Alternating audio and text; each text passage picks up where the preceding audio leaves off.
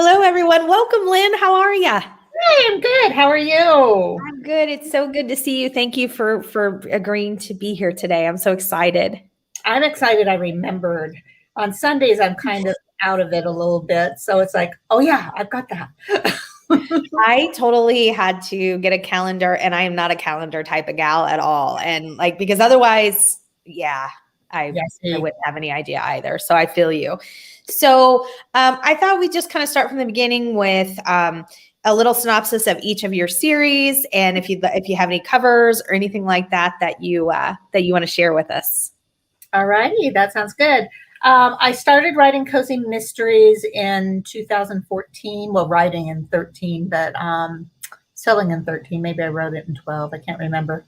But that's the Tourist Trap series. So it starts out with Guidebook to Murder, which used to be called All That Glitters because there's a little pirate theme. Not a big pirate theme, but a little pirate theme in it. So so that was the Tourist Trap series. My latest book in that, my books are falling, is the... There it goes. Yeah, you get there. This is set in California. It's central coastal California. So think Hertz Castle, think San Luis Obispo, Santa Barbara, in that area. It's based off a real tourist town there. Of course, it's not a tourist trap, or I would be sued. But I started writing that one because I fell in love with the area and I wanted to move there. So obviously my protagonist Jill would want to move there as well. The book before that was Murder in Waiting. It's also a tourist trap mystery, and that is book 12 and 13. The question I always get with a tourist trap is, do I have to start with book 1, Guidebook to Murder? And no, you do not. Now, Jill's progression and her relationship with Greg, the town police chief, is going to be different depending on what book you start with. But other than that, they're just a fun cozy. So there's that. My second series is the CAT Latimer series, and I don't have a cover right here to show you. I should have grabbed one. CAT Latimer is a writer who writes young adult paranormal. So it's kind of an academy book that she's writing, which is really fun, which I really want to write Cat's book. But right now I'm writing Cat. So it gets a little crazy for a little bit of time. But she gets the house that she lost in the divorce. It's set in Colorado, in her hometown of Aspen Hills, which is just south of Denver. And she gets the house she lost in the divorce when her husband dies, when her ex-husband dies. So she goes back home, has this huge Victorian, doesn't know what to do. Her best friend moves back with her from California, and they open a writer's retreat. So every book has a different writer's retreat. So you go through each day with the writers and what's going on with the writers. Sometimes they're all cozy writers, which that was really fun to write. Sometimes they're the next one that's coming out this fall will have all nonfiction writers, which was really different to write because I'm not a nonfiction writer except for in what was my day job. And so they always have just a little bit of a twist. The first one in that is A Story to Kill. And it's just a fun cozy where people die. So that's CAT Latimer. The third series is A Farm to Fork. And this is set in my home state of Idaho. It is actually a fictional recreation. I tend to look up when I'm thinking. So I notice that when I look back on these things and I'm going, what? So that's what I'm doing when I look up. It's a fictional recreation of the hometown I grew up in. So it's kind of a softer, nicer River Vista. And it all moves closer together than it really is. So in that series, Angie is the main protagonist, and she is the owner with her best friend Felicia of a Farm to Fork restaurant. And unfortunately, in the first one, their goat cheese producer dies, the dairy farmer, and they have to figure out who killed the dairy farmer. So that one's obviously called Who Moved My Goat Cheese? Well, sure. So it goes on from there, killer green tomatoes. And that one I had to do a lot of study of green tomatoes when I went out to restaurants when I was traveling the South. So that was kind of fun to do that way. Yeah. My fourth series is the CAT LATIMER series. No, sorry, is the Kitchen Witch series. And that started out with One Poison Pie. I'm loving the series because, one, it is still set in Idaho. It's set over near Sun Valley, which is where all the rich and famous and shameless live or into. It's also famous for peekaboo. She was a skier. She was out of Sun Valley.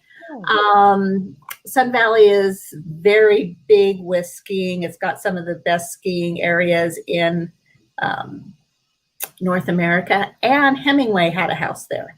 One of his last houses, which I found out about later. But he did have a house there. So she's a kitchen witch, which means that there is a touch of magic in it. Mia is working on her business, Mia's Morsels, which is a catering company. But because it's a small town, and Magic Springs is a town right next to Sun Valley, because it's a small town, she also does like drop-off dinners. So once a week, she'll drop you off to dinner that you can pop in the oven and act like you're a gourmet chef. And she's also doing cooking classes. So she buys this old school that she has to repurpose into for her needs. And so it's a lot about, remodeling and redecorating and food. I mean, if you look at all of these, they're always about food because of food. But this one just came out in January. It is 99 cents on Kindle today or ebook today. Oh, that's great. It was a BookBub earlier in this week. So if you see this soon, it might still be 99 cents. Or my publisher also has it in Kindle Unlimited right now. Because Two Wicked Desserts, which is book 2 of The Kitchen Witch, will be coming out in August. Yes. So, yay. I am so excited. So I will tell you, so The Tourist Trap, I think I've read all of them, but I think I have one, maybe 2 more before the new one comes out. Jill Gardner, I love the coffee books and more, but that main character is one of my favorite protagonists. I think she is so smart. The way that you write her, I think is just, I really, really like that character. Good. Sometimes, although I basically only read cozies and romance books, but sometimes cozies, and not always, but I mean, like the protagonist can do things that you're like, would a person really do that? Like, and I don't feel like Jill has ever done that where I'm like, what were you thinking? I mean, I think she's one of the most smartly written protagonists. And then I read recently 0.5 in The Kitchen Witch. Yeah. Cauldron one, I don't remember. Chili Cauldron Curse. Say that 10 times together and you'll have the curse.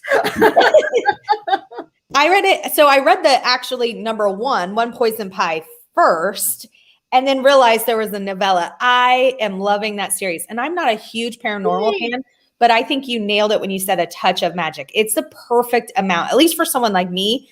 Absolutely loved it. I read it for, I had a goal to not start any new series because I'm in the middle of so many. And when I say so many, I mean over 100. Just because some of them I haven't even picked up in years. I just get I'm like a small puppy that can't concentrate on things. I'm like, oh, leaf, and then I'm off. So that happens with my cozies. I find new books just like, I'm like, oh, Lynn Cahoon has a new book. Okay, got it. And then by then I'm like, got 800 series going, right? But for March Mystery Madness, I don't know. It's just a fun thing that people put together on YouTube. Okay, yeah, I was going to say, you might be familiar with it. One of the prompts was number. So I clearly had to read One Poison Pie because that just made sense. Yeah. I totally see that. I totally get it. Exactly. It's funny because we thought, my editor and I, when we were naming it, thought, because some of the series names, there's some series out there that are cozy series, and the name, Death in, Death in, Death in. The J.D. Robb series is so well set up that way, and it's like, I need to do that. So my editor and I sat and talked a lot about what we wanted this series name to look like. So we got One Poison Pie in, and that was good. And then it was like 2 Wicked Desserts, and that's great. And then we got to 3, and it was like, well, this was a stupid idea. We got it. I just finished it, the first draft today. Just finished it. Oh. And it is 3 Tainted Teas. Oh, I love it. Isn't it beautiful? Yeah. Yes, 3 Tainted Teas. I love it. So before will be. Before I get into other stuff, there's a lot of people that come in and saying hi and wanted to greet you. Cozy Reads Mystery. She also has a Cozy Mystery channel. She's amazing. We do a lot of collaborations together. Kay, hello, Kay. Kay is my mother-in-law, so everybody be on your best behavior. No, hi, mother-in-law. I'm just kidding. Sophia, hi, Sophia. Sophia is from the UK, and she reads a lot of cozy. She's wonderful. Awesome. Hello, Alma. She says, hi, Alma. Yeah, I know her. Oh, okay. That's awesome. Hi, Alma. Books, yada, yada. Hello. I love the Tourist Trap series. She also has a cozy, she has a YouTube channel. It's not devoted to cozy mysteries, but it's a great booktube channel. If you guys haven't subscribed to her, check her out too. She's awesome. That's what I was shocked about when you started talking and you said you wrote your first Tourist Trap in 2012 or 13. I thought, holy moly, how many books are you writing a year? And we'll get to that because I am shocked by that. But I do have a lot of people that I agree, Cozy. That's incredible. Storm says, hi, I love your books. Hi, Storm. Hi, Storm. Storm has a great channel. Victoria Hamill, hello. I'm reading One Poison Pie right now. Yay! That's awesome. Who Moved My Goat Cheese? One of my favorite book titles. Yeah. That's a good one. I read that one recently too, because I hadn't read it and I was like, okay, I've had to switch over to only reading audio because I'm having a lot of eyesight things going on. And it's harder to, not hard, but they are getting way more prevalent than they used to be. But sometimes you have to wait for the audio on newer books. Sometimes not. Happy Planner Vibes. Hello. Hey, I love Happy Planners. She said, I really enjoyed One Poison Pie. I did too. Good. She said, I love Jill. Me too. Jill's seriously one of my favorite protagonists. Tourist Trap series is my favorite. I read the Kitchen Witch novella and gave it 5 stars. Can't wait to get to book 1. Okay. I agree. That's what I was saying. Jill is so savvy. I totally agree. Books. Now, I'm not sure Greg would agree on that. He thinks she puts some places. I'm thinking about the time her and Aunt Jackie were locked in the travel agent's house, and the travel agent set it on fire. Can't remember what book it was, but that's my problem when I read. Then when I read all the books, is I can't distinguish between one book and the other, or like what happened in which book. Especially when it's ongoing. I mean, maybe the murder or something like that, but yeah. Tourist Trap series was my very first cozy series, and now I love them. What a compliment! That's awesome, Storm. Susan says hello. Hello, Susan. Hi, Susan. Cheryl says hello. Hi, Cheryl. I'm going to be getting ready to ask her this because I think you must be your fingers must be smoking. Oh, so now I have to figure that out, huh? Well, I'm just thinking if you just started writing in 2012 or 2013, the Tourist Trap series has 12 books alone, doesn't it? Yes, I'll start 13 Monday. And then you got CAT LATIMER. I'm not sure how many are in that. And the Farm to Fork has what, 6? CAT LATIMER has 6. Farm to Fork has 5. It'll have 6 next year. So that's okay. Holy moly. 2 Kitchen Witch has 3, the one that I just finished. and then 3 novellas. And the second novella on that will come out April 27th. And that is Murder 101. It's the school that she built and she bought and she is redesigning. The people who used to go to the school come to do a all class reunion. Oh, cool. Well, cool. So that'll be 1.5. That'll be 1.5. Okay. Then I'm all set. That's so exciting. And then really, I'm so trying to figure it in my head how many books you're writing at a time. 24, 25, 26, 27, 28. I have 28 full-length novels out there and 6, 7, 8, 9, 10, 11, 12, and 12 novellas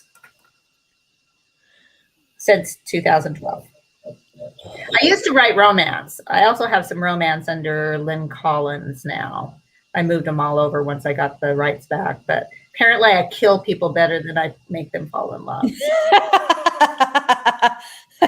At least that's my story. That's funny. Wow, wowzers. That's a lot. I mean, I'm not kidding. Your fingers must be like, smoke must be coming off them on the keyboards. That's incredible. I got that a lot. Do you ever get them mixed up? Because you got to be working on more than one book at a time. When I started, sometimes I don't usually get mixed up from series to series. What happens is I'll be working on I'll start working on book 13, and then I'll get edits in the book before, and that messes me up. Because I will think I'll be writing and I'll be in edits and I'll think, I think she's done this before. And then I'll be in writing and it's like, no, this is a new.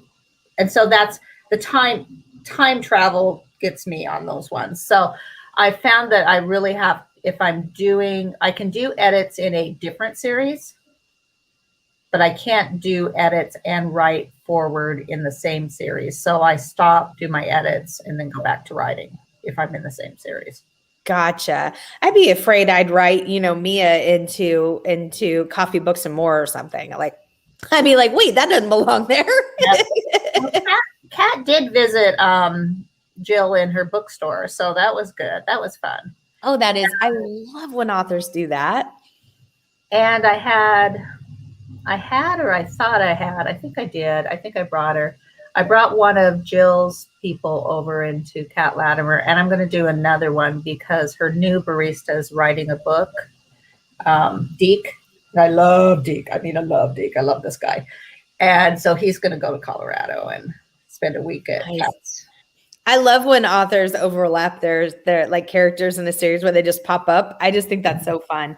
Cozy said, I've only read Farm to Fork, but looking forward to all your series. Books, yada, yada. Said the narrator for The Tourist Trap is fantastic. Makes all the difference in the world.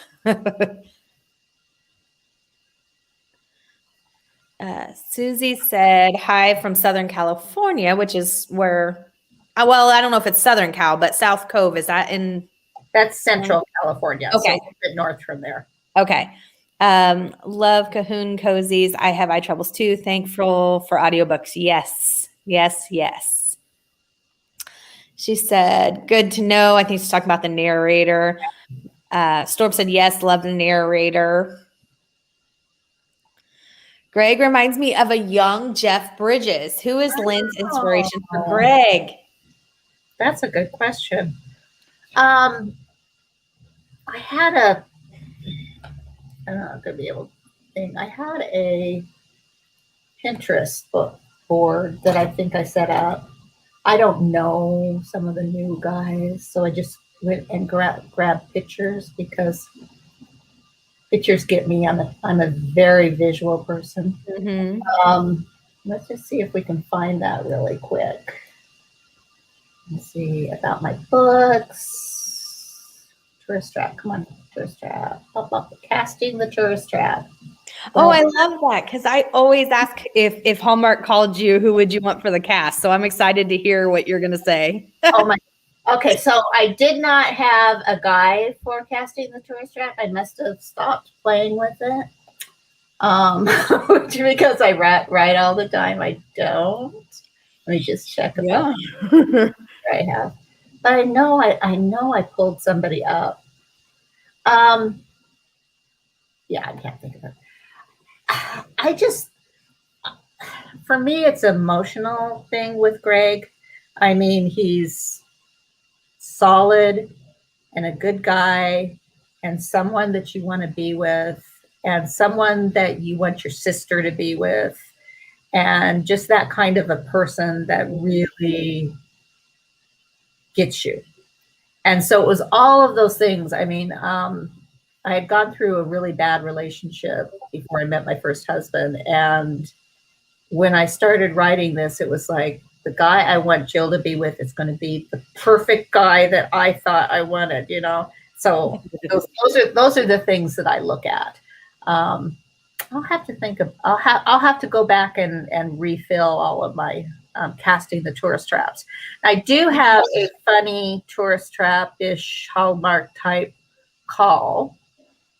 I have had I have had them come, not them specifically, but production companies that work with Hallmark come 3 times.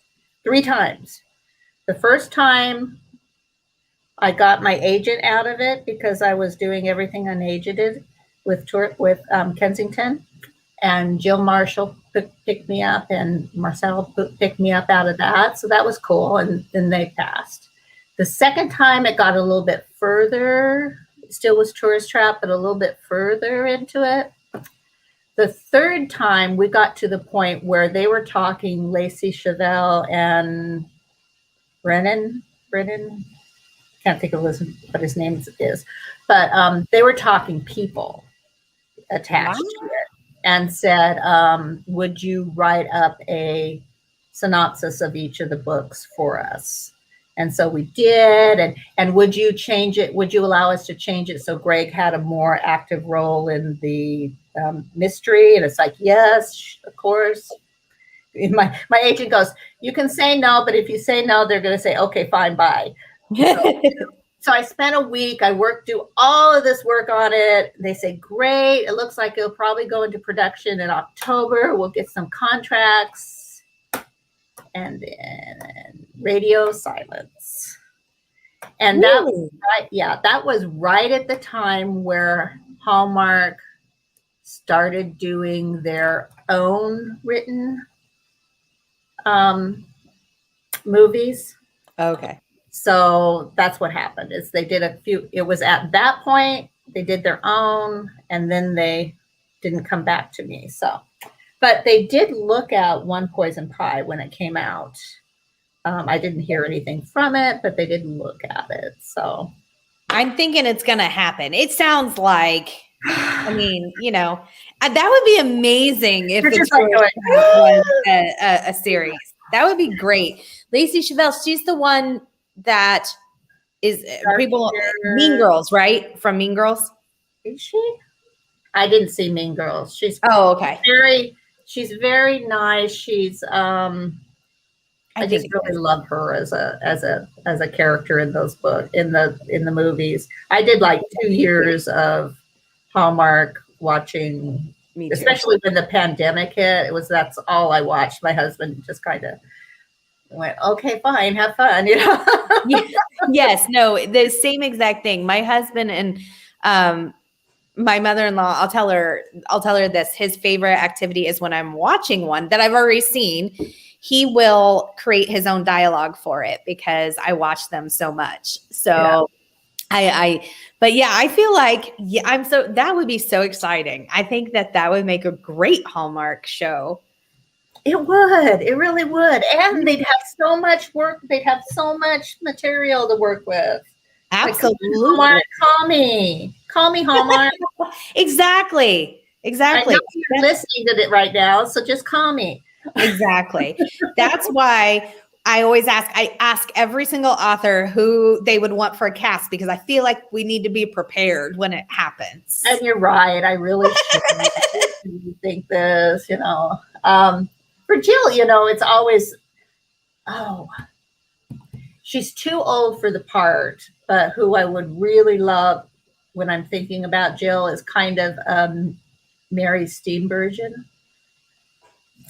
She was in this really great Disney Christmas story called One Magic Christmas, which is the most darkest Christmas movie you'll ever see. It's so good. What else was she? Oh, she was the woman from the Back in Time, when the second Back to the Future that Doc falls in love with. Okay, yes, I think I know who you're talking about. Sorry. Cat Crossing. Gotcha. That's hilarious.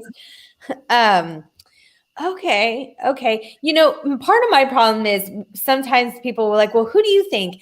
My thing is that sometimes I don't remember the age of the protagonist. Like, it's hard. It's not always revisited. I mean, it might tell you at the beginning or something like that. Sometimes it kind of mentions it throughout, but okay, like what age is Jill supposed to be?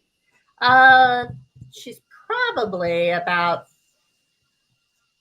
She went to school. See, and I always have to rethink this because she did work for 5 years as a lawyer, and of course, then she went to school for 8. So she's got to be in her mid-30s, getting closer to late 30s area. So, yeah. Thor, stop. He wants a cameo. He does. Susie said, so prolific, envious. Wow, you are a very fast writer, which I appreciate because I hate waiting for new books. Me too. Me too. I just have no patience. That's what it is. Pam said, hello, been hooked since the first Tourist Trap. Me too. Pam sent me cards all the time. Oh, that's so nice. Hi, Pam. That's really good. She sends really nice cards she makes. Wow, that's awesome. Susie said, thanks for this live interview, ladies. So interesting. Awesome. Love merges like that. I love how Greg is always grilling for Jill. So sweet. They're in California, so it's just like, okay, what would they make? Okay, they grill. Exactly. I love Greg. Me too. So sweet. Hold on. I'm trying to, I don't know how to get that out of there, but yeah. Sorry, guys. So glad you run a 2 Wicked dessert. I can send him one if it's a him. So glad there will be another Cat Latimer series. Brennan Elliott, that's who okay. And then that's another, yeah. Don't mind that spam comment. Yeah, I know. Yeah. Sounds amazing. What an accomplishment. Thank you. I wish they would grab your Tourist Trap for movies. Yeah, I do too. I mean, you don't to be. Hi, Duran. How are you? Are you feeling better? I hope so. I don't think you make a lot like movie money. It's money, so you don't walk away from money. But it's not box office money. Like if I was a man and I wrote thrillers, that would be box office money. But we're going into the feminist comments, so I'll stop. Gotcha. No, but I get it. Drew Ann has one of my favorite blogs, you all. If you I can't stress enough, if you're not subscribed, she does 2 of my most favorite things in the world. One, she interviews the characters from the books. So it's like sitting down with Jill or Mia or something like that. It's so fantastic. I absolutely love it. And then the other thing is I love A Day in the Life. I think that both of those are so much fun. Yep. check her out. I actually spotlighted her a few weeks ago on one of my videos and put her stuff in my description, but I will do it again because yes, so great. I'm so glad you're here. I had Mary Steenburgen. Yes. She was the mom in Step Brothers. Okay. She also was the mom in Elf.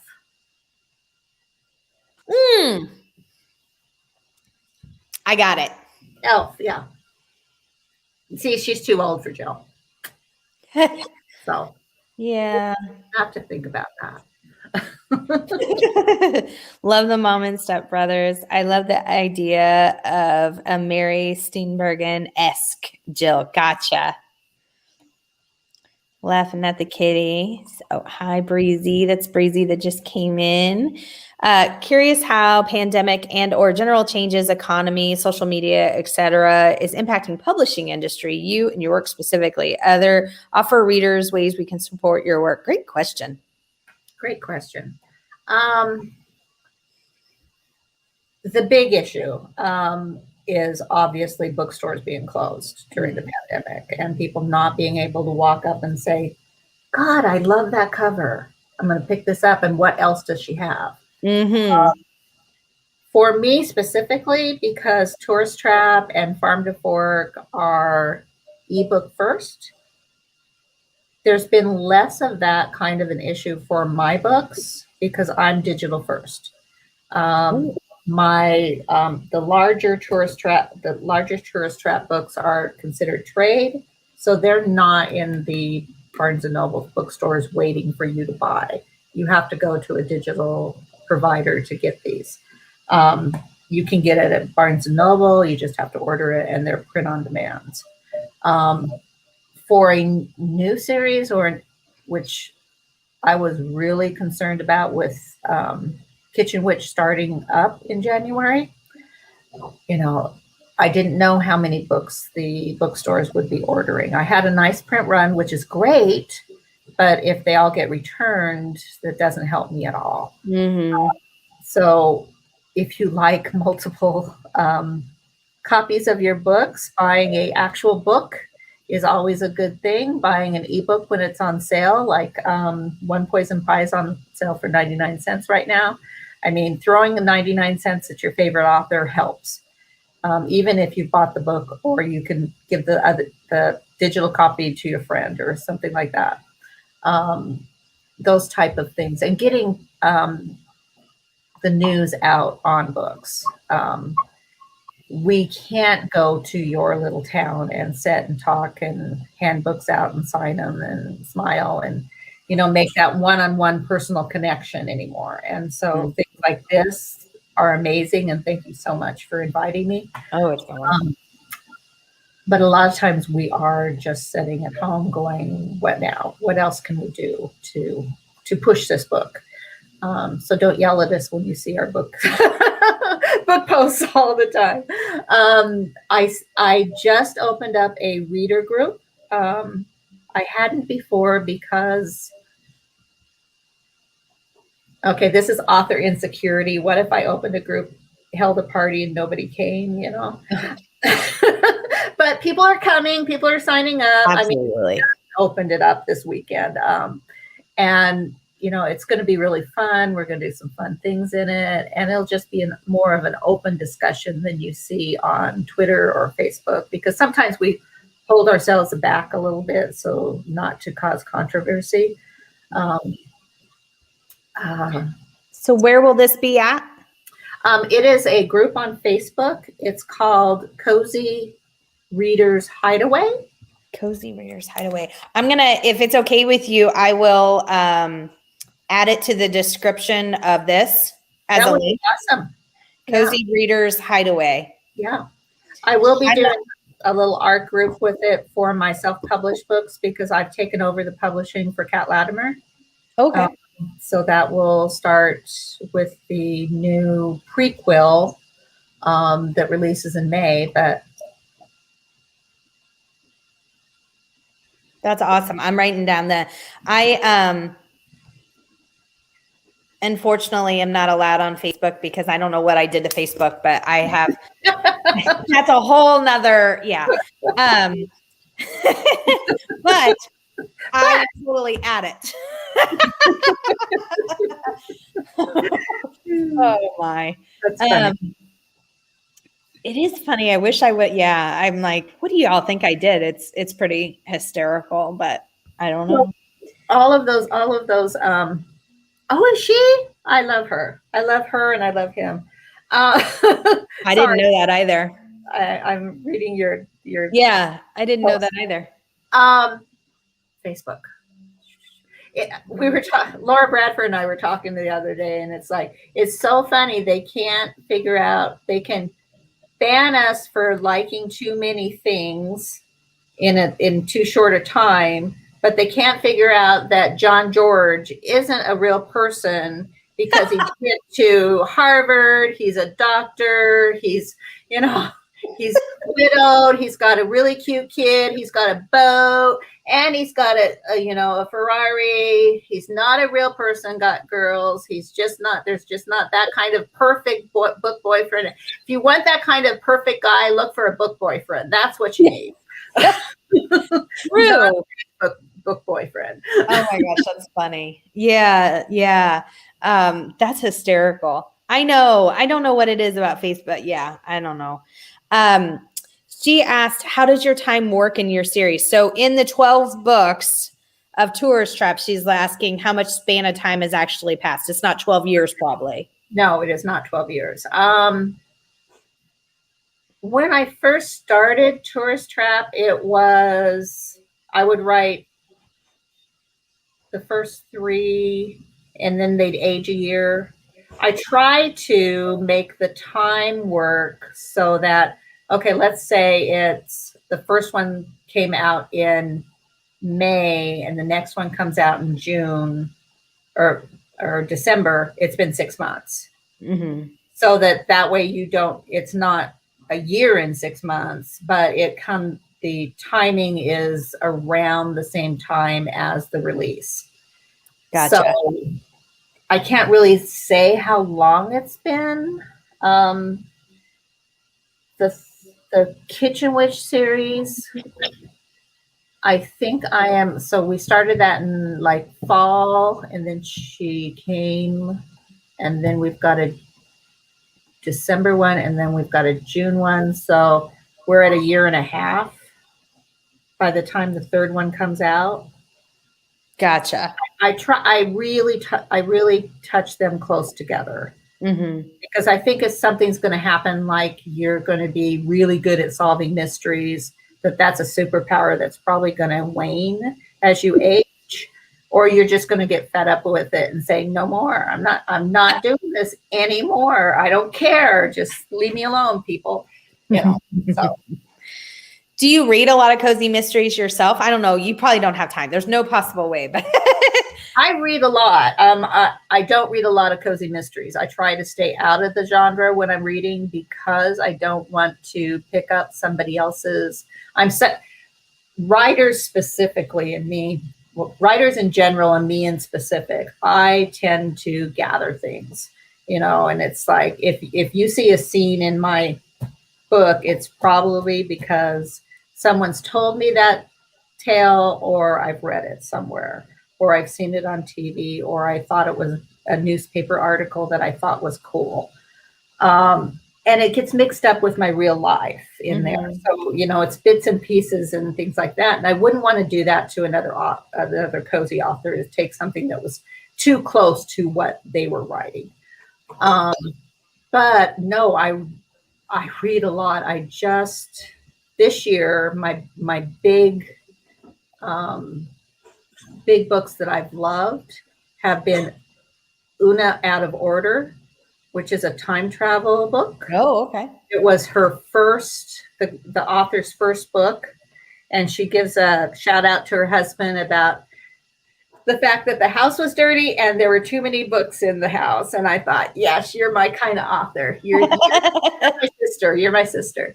The book is amazing. It's the concept is so original. It's not even funny. The girl wakes up on she's at New Year's Eve. She's a New Year's Eve baby. She was born at midnight, and every year when she turns 18 to 19 on, she wakes up in a different year forward. Oh. Well, she's 18, she wakes up, she's 51. Wow. And then she lives a year as 51, and then New Year's Eve happens again. She's 19. She wakes up. She's 20. She is, I don't know, it's some in her 20s, in her late 20s. It is the most fascinating concept that I had to read it. And the author does really good job with it. Really good job with it. Who is the author? Marjorie, I don't know. Oh. Marjorie, it's an MM word, Marjorie Montgomery, something like that. It's Una, Oona, out of order. And the cover is one of those new, it's blue and it's got her face, it's a drawn face, and it's like different, like this, cut like this. So it's not all together, it's all cut up. So cute, so good, so good. And then I have fallen in love with Barbara O'Neill again this year.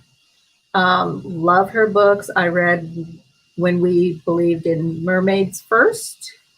I read the Devon sisters, the Devon girls last week. And I just ordered The Art of Inheriting Secrets. Oh, okay. And I bought another time travel book, If She Had Stayed. So the concept of that one is she starts working in a Tesla museum and finds his notes for a time machine. So I haven't started it, but I'm hoping it's going to be as good as Una Out of Order. Wow, that's awesome. I don't know how you even have time to read with writing 28 books. And that's crazy. Do you read mysteries that aren't cozies and thrillers and stuff? Yes. Are you hard to fool because you write so many mysteries? Are you hard to fool? Like, do you figure it out usually, or? Yeah, sometimes. Yeah. Especially with the television shows I watch, it's like, yeah, then this is going to happen, and then this is going to happen, and then it's like nobody likes to watch TV with me, so it's okay. I do it myself, so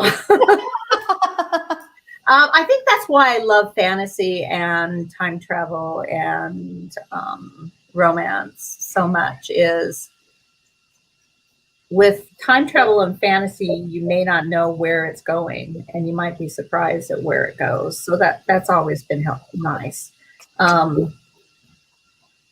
Yeah, I try to read a lot because I think as a writer, it's my responsibility. It's part of my job to see what's going on in the publishing industry and with different writers.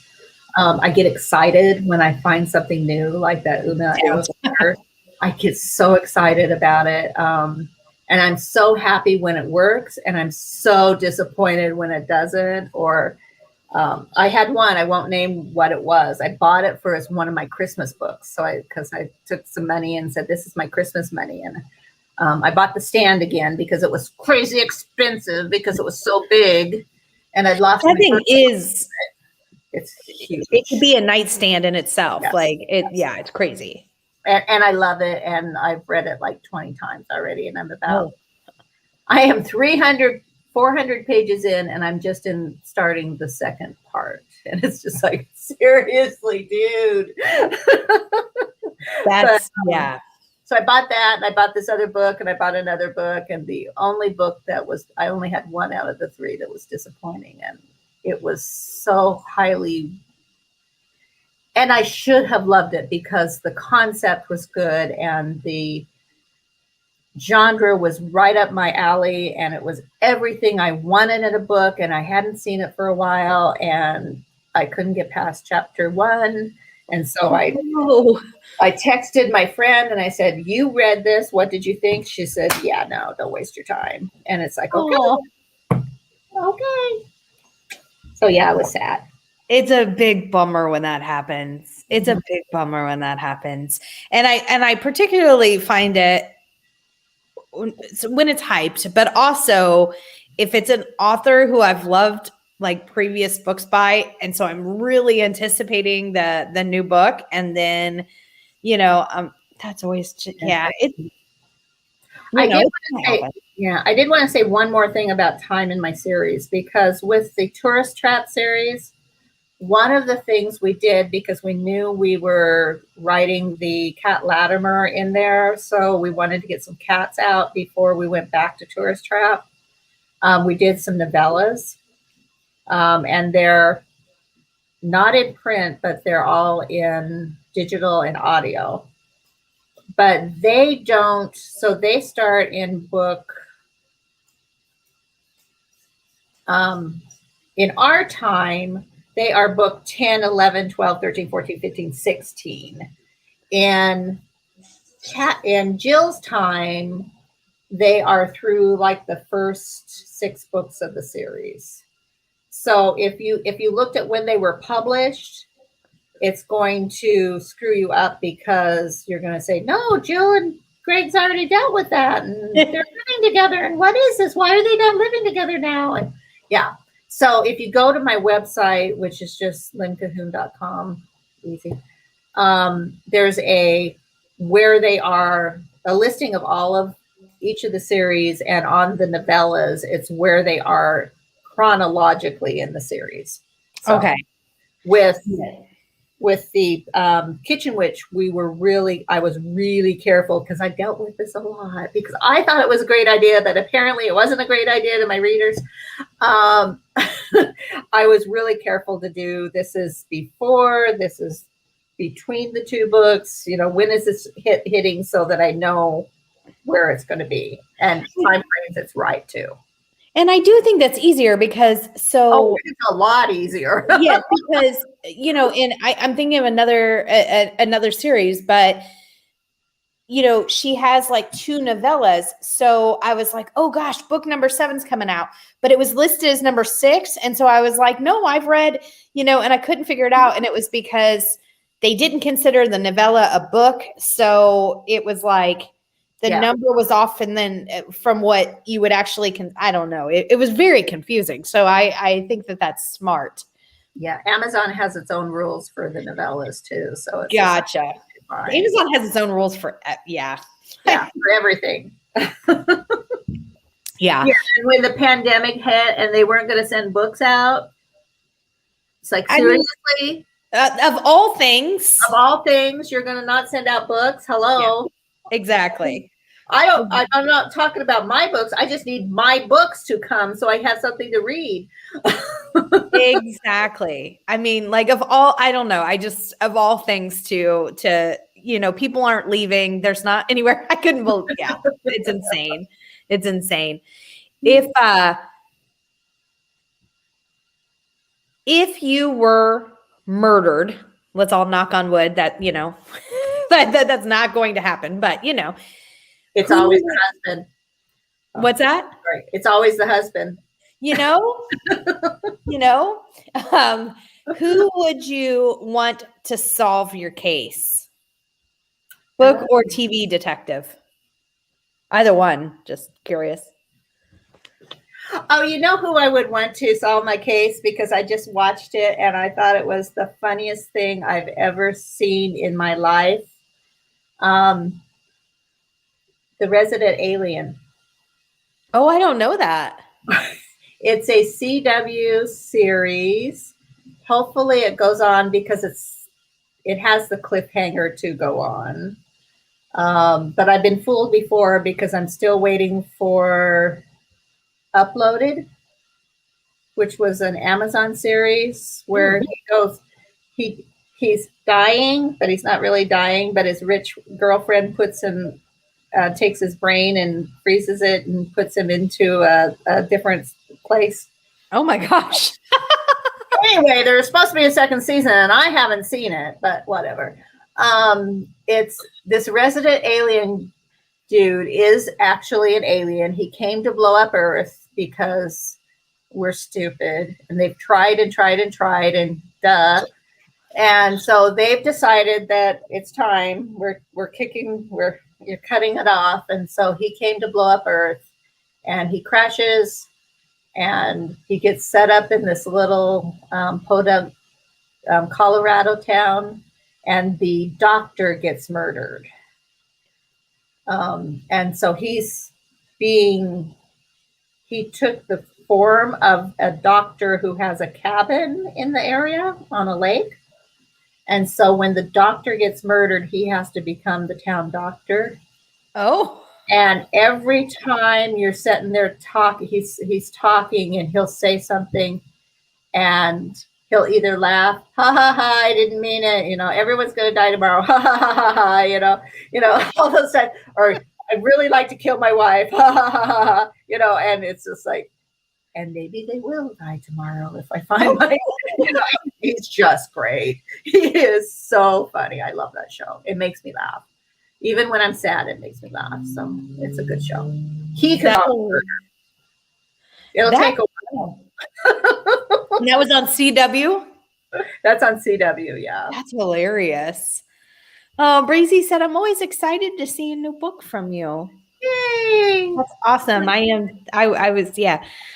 Hi, Lynn. Hello, Pam. Could you talk a little bit about your Facebook page? Cozy Readers Hideaway. Yes, Cozy Readers Hideaway. I've been meaning to do this for a long time, like years, when I actually sat back and wrote the origin story for this. It was like 2018. Laura and I were walking on the Galveston beach on our annual retreat, which isn't very annual right now because of COVID. But we were walking and talking about it, and she was going into a new genre. She was going into women's fiction. So we wanted to, build her a different audience. So we started talking about readers groups. It's like, yeah, I should. Yeah, I should. Yeah, I should. So it's 2021, and it's up. It's up. That's awesome. I realized my issue with it. And I hope my screen is flashing, but I think it's just the display. I think it's just me. I don't think it's the camera. So if I'm flashing, okay, no, you're good. Okay. The process, what I want it to be is kind of the way Laura's worked out, where it's just a discussion group, and it doesn't matter who's on it during the day or who's talking, or we're there to support each other. I want to talk about books. I don't want any guys showing up saying, that we're going to be, that we're all evil because we read witch books. Oh, yeah. Or any bad mouthing of other books. We can talk about why a book didn't work for us in general, like I just did with that one that I DNR'd, which I haven't DNF'd. DNF, yeah. DNR is for medical terms, but. Well, a book, I feel that way about a book. Do not resuscitate. DNR, yeah, it might be a DNR book. It might I actually like that. Do not resuscitate this book. Yeah, just don't. But we don't need to be trashing authors, and we don't need to be trashing books. But if I can say why a book didn't work for me without giving away the steps, I think that's important. We'll talk a little bit about my process, which everybody finds fascinating because I write so much, which I find really boring because the only thing I do is write, eat, go to work, write, eat, go to work, edit. Okay, I have to ask a question right here before I forget. So you're saying that you write. Yeah. You're still able to read any book at all. I mean, I don't know how you don't even have time to read like children's books. And then you still work outside the home too? Well, not so much outside the home anymore, which is a good thing. Yeah, I have a day job still. Yeah. Wow. I'm on my butt from, it's a good term for it. I am on my butt from 6 o'clock in the morning to 6 at night when I finish my words. That's crazy to me.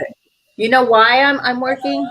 Because this country does not have a good insurance program, but we won't talk about that. But anyway, no, I still like my job. I mean, I'd love to be full time. I think things would work some of the things would work better if I was full-time author.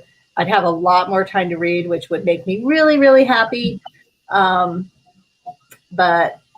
I do have a end date, so that's good. So buy my books, buy my books, buy my books, so that I can, so that the publisher loves me and gives me a better advance, and people are buying my books, so they keep me going. I do have a crazy thing to say, and you're just going to laugh at me after all of this.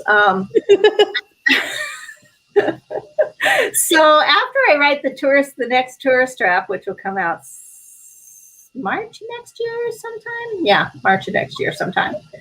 I'm starting a new series. Yay! Are you really? Yeah. Oh my gosh, it's so exciting. I have. So that'll,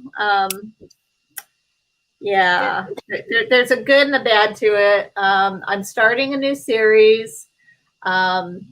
It's going to be a bookstore series. Yes. It'll be set in Sedona, Arizona. And it's going to be around a survivors group. So I'm a 14-year breast cancer survivor now. Okay. And one of the things I always felt is we don't talk enough about the alternative medicines. So what this group will be about is a group of people who have survived cancer. Doesn't have to be breast cancer, but the main heroine will have survived breast cancer. I know it sounds really fun so far, right? And they will get together and they'll talk about alternative medicines and stuff like that. And that is so cool. Each of the alternative medicines will be the murder weapon of the murdered person in each book. So I already have the first scene in my head. I already have it started. They're at the bookstore. The people are starting to flow in. They're bringing food because that's what you do at a book, at a book group. And so this is a reading group, and they're bringing food in. And this one lady brings all this chocolate and cookies and all of this. And she looks at her, she says, "You realize we're having the naturopath come in and talk about healthy eating this time." I know it's not my turn to bring food, but if I waited for Amy to do it, you know what she'd bring. And, I want some food, it's like, yeah. So that's my first scene on it. And it's just like, so structurally, it'll kind of look like Jill's, where on most of Jill's, we start with that business to business meeting where you bring everybody in. So structurally, it'll feel a lot like Jill's, where it's that, but it's going to be so much fun to write. That is so awesome. I'm so excited for many reasons. I think that's a great idea for one, and a great just kind of premise, but I'm really excited about it being in Arizona too. There are very few. There's there's two that I can think of, because I think that somebody was just talking about one in Arizona. And then I can think of JC Eaton, who does like Sophie Kimball series. That's in Arizona. But that's at like a retirement village in Sun City West, or whatever that's called, Sun City West or something. But that's the only one I can think of. So that's amazing. I'm so excited. But now, so you're telling, are you still, okay. So I know the Tourist Trap is still obviously going to release a book in March. You're definitely continuing The Kitchen Witch. I know that. Yeah. Is CAT LATIMER going to have more books? Yes, that's the one I'm taking. That's the one I'm taking over for Kensington, and I'm self-publishing. Oh my gosh. So they might be a little smaller, and the audio won't come out right now the same time as the book, because I'm still feeling that out. Mm-hmm. And you know me, I already admitted that it took me 2.5 years to get my Facebook reader page up. So yeah, don't hold your breath. But no, I will get it. I will get my audio up. Audio's good. Audio's been good to me. So. And then what about Farm to Fork? Yeah. Farm to Fork is ending with the January release next year. So, which will be book 7? Book 6. Okay. because I got a 3 contract, I got a 2 contract, and then I got a 1 contract to end it. Which is nice. They gave me the 1 to end it because it was kind of a shock. It was a bad week. My dog got killed that week. Yeah, it was. I'm sorry. No, that's not true. My dog got killed 2 weeks before, just after Christmas. The neighbor's dog broke into our fence and attacked. I had 2 poms. They were big poms, but they're poms. Attacked one, killed the one dog. He lived for a week after. I'm so uplifting, aren't I? We lost him, which killed us because our dogs are our babies. Sure. And less than a month later, it was a Monday. My husband had just left to go to work in Houston the day before. And my older dog, who was like 3 years older than the other one, who was 19. So he's 19 and a big pom, 15-pound pom. So we knew he was going. We knew that he was going. And he left us that day. And then my agent called and said, I've got some bad news. Oh my gosh. That's a lot all at once. She stayed on the phone with me for a while. It's like, it's okay. I'm okay, really. So are you sure you're alone? It's like, no, I'll be fine. Well, but you have your cat. I have my cat. I saw the cat. Is that your only animal right now? Is the cat? No. So Jim was in No. So Jim was in Houston, like I said, and we were talking online and he said, I'm gonna bring home a dog. So he was just gonna go to a shelter and pick out a dog and bring home a dog. And I said, you are not bringing home a dog, because I knew what kind of dog he would bring home. It would be really big and I wouldn't fit on the bed anymore. And so we started talking about dogs, and we found this breed called Keeshawns. And they are beautiful. They are just beautiful. And so there was a breeder and I know I should get a shelter dog, but I have before, so this time I didn't. There was a breeder in Kansas, so I said, why don't I text her and see if she has any pups left, because if she doesn't have any, it's going to take a while for us to get pups, because I'm thinking it's going to be a year or so before we can get on a list to get these. Oh yeah, I've got pups. So the boys left in January, and March 15th we picked up Dexter and Quinn. Oh, two? Yeah. Because my husband didn't want him to be alone, we're both working, so he wanted to.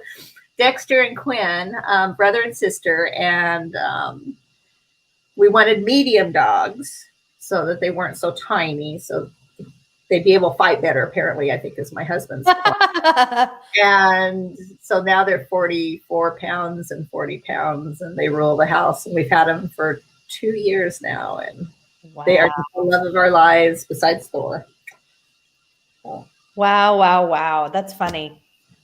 Are Dexter and Quinn, the names, are those from like a book or a movie or anything, or do they just random? Or were they named already? Actually, Dexter is Jim's name. I don't know where he got it, but okay. He found it. So, and we were supposed to get 2 boys, and thank God we didn't, because our second boy died. And so she said, I have a girl. Do you want a girl? And we said, yes.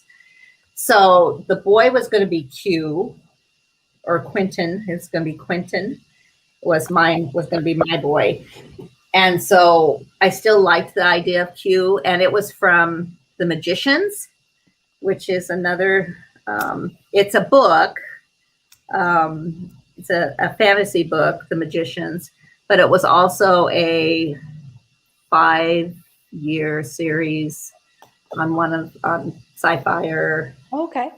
You can tell I'm pretty into magic and series and yeah. So The Magician, and he was a very sad magician, and he found himself in magic, which I loved. So he was going to be, my boy was going to be Q or Quentin. And so I changed the name because I couldn't call a girl Quentin. So I changed it to Quinn, which I love because that's a good name. And so I call her Quinn, but I also call her Missy a lot, which I don't know why. And when I'm writing The Kitchen Witch, I call her Mia too. So it's like, hi, Mia, don't. Oh, crap. Quinn, don't. So she's just a little bit unsure what her name is anyway. She just answers to anything now. She answers to anything now. That's funny. Oh, Drew Ann said, yes, I'm feeling better. Oh, I'm glad. That's so good to hear. I love them as a couple. I think she's talking about Ted Danson and yeah. Thank you. I only read digital, so always looking for ebook, audiobook. Cool. Oh, I lost my spot. My Nook is full of all your books. Yay. I love hearing ways to support authors. I will try to recommend titles at my library as well. That's awesome, Daisy. That's always a big thing. Yes. Tiffany, if you can create a brand new email, you should hopefully be able to join Facebook. Oh, actually, I did. We tried this already. We tried to somebody, and I didn't even use my same name. Well, my name's hyphenated. My married name's, I kept my maiden name and then I hyphenated my married name. So I dropped my married name and just used my maiden name. And no, I dropped my maiden name and just used my married name. Put in a different email. It let me on. I was like, okay, good. We're good to go. Blah, blah, blah, blah. 2 weeks later, it shut me down again and said I was in violation. I was like, now I'm not trying to get into politics, but I'm like, are you kidding me here? I'm like, I'm people. You're right. Yeah. Okay. You know what I'm trying to say. I'm not a widower. I don't want to say anything that's going to offend anybody. So I'm like, really? I'm the person that you are. We had, I know of at least one author who's she writes historical mysteries, who goes by a different name for her pen name. It's a different than her real name. Mm-hmm. And she had set up her pen name profile. Hi, I'm so-and-so. This is my profile. And then here's so-and-so's author page. And they shut her down because she wasn't really this person. And so apparently her agent got involved or something, and they opened her back up. But yeah. It's just insane. I've joined your Facebook, your group on Facebook. That's awesome, Sophia. Denise Swanson said 4 years passed in 19 books. So I always wonder. Yeah. She was talking about her time span. So when she said that, we were like, oh, now we have to ask because, how long is that? Makes like love triangles a little more durable, because sometimes when love triangles go 30 books, you're like, are you kidding? But if there's only, 2 years, that's still a long time. But it's a lot different than for us as readers, one book for 20 years, or something like that. Yeah. Curious if your family is supportive of your writing and if they read it. So my husband, when I told him that I was going to start writing, laughed at me. Oh, yeah. He was like, oh, that's so funny. Well, we were drinking at the time, so I'll give him that. Sure. But he really didn't take it seriously until the checks started arriving. And then it's like, oh, yeah, now he's real proud of me. Yeah, no, he does not. My son, who is a computer guy, I offered to send him a copy of all my books, so he'd have them, because they're his mother's books. You would think. Well, I don't read that stuff. I don't read fiction. Okay. So supportive is kind of a relative. I have surrounded myself with non-readers somehow, and this is the kid that I read to him every freaking night when he was a kid, and he still is not a fiction reader. So, yeah, I think it's that way because I grew up and I would read the back of cereal boxes if I didn't have something. Me too. I was really that big from the first time I could read independently, right? But neither of my parents my mom has started reading now that she's retired, but she never read when I was growing up. And my dad, who's now passed away, never read. Matter of fact, it was really funny. At one time we were, I always wanted Barnes and some sort of gift book certificate for Christmas, whether it be Borders or even Walden Books. If you remember Walden Books. Oh my God, they were so cool. I always wanted, a book card. And my dad, who never read a book in his life, but he always had a joke. We were coming out of one of those bookstores and he walked over to me and real quietly, he said, "Now I want to point something out to you." He said, "Every single person in this bookstore that I see reading, including you, are wearing glasses." He said, "I never read a book in my life since high school, and look at me, perfect vision." And he just walked off. And I was like, "You're so silly." I'll never forget that. That was so funny to me. But what I'm saying is neither one of them. But I mean, my brother is a fairly big reader. So it's just interesting. And then you're the exact opposite. You always read and then they don't. So maybe it's just a opposite kind of thing. I guess so. Yeah. That's funny. You read a lot. Yeah, my mother used to read True Story, True Confessions. Oh, yeah. Those magazines are the power of the headline, because you buy the magazine because I married my sister's child, and then you find out that it was adopted and it wasn't really her kid, it was just somebody that she that lived with her. That's so funny. Yeah, but I wrote for them for 2 years when I was writing. Yeah. I wrote for them for 2 years, and that was my first. Well, not my first. That was one of my first publications that I wrote for. Oh, okay. That's awesome. My first one that I sold to them was I fell in love with a carnival carny. It was great. It was my gosh. So people are probably laughing in the chat right now because every week, if I have an author interview, I pass this idea off. Eventually, somebody's going to pick up on it. And I say this every time too. I feel like you're the person.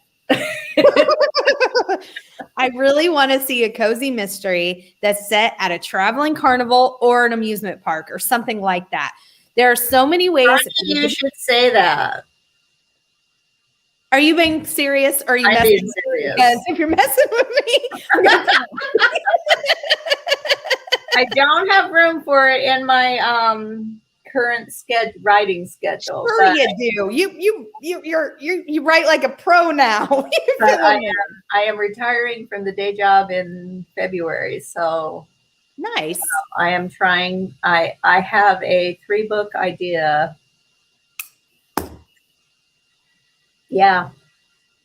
Oh my gosh. I'm there's going to be a ton because I say this all the time and I talk about it all the time that I want to see. And I really want to see, like, first of all, I want to be a victim in a book. I don't want to be the killer or anything like that. I just want somebody to kill me off. But I'm like, here you are riding in the tunnel of love and everybody's like, oh, look at this sweet couple. And then you come out, one's like, there's just so many ways you could kill somebody at a traveling carnival or amusement park or anything like that. And they would have the best covers. Yes, they would. I just think, yes. Oh my gosh, you just made my day. I just ordered it if she had stayed on my Nook this past week. Oh, I think she's talking about your new book, maybe.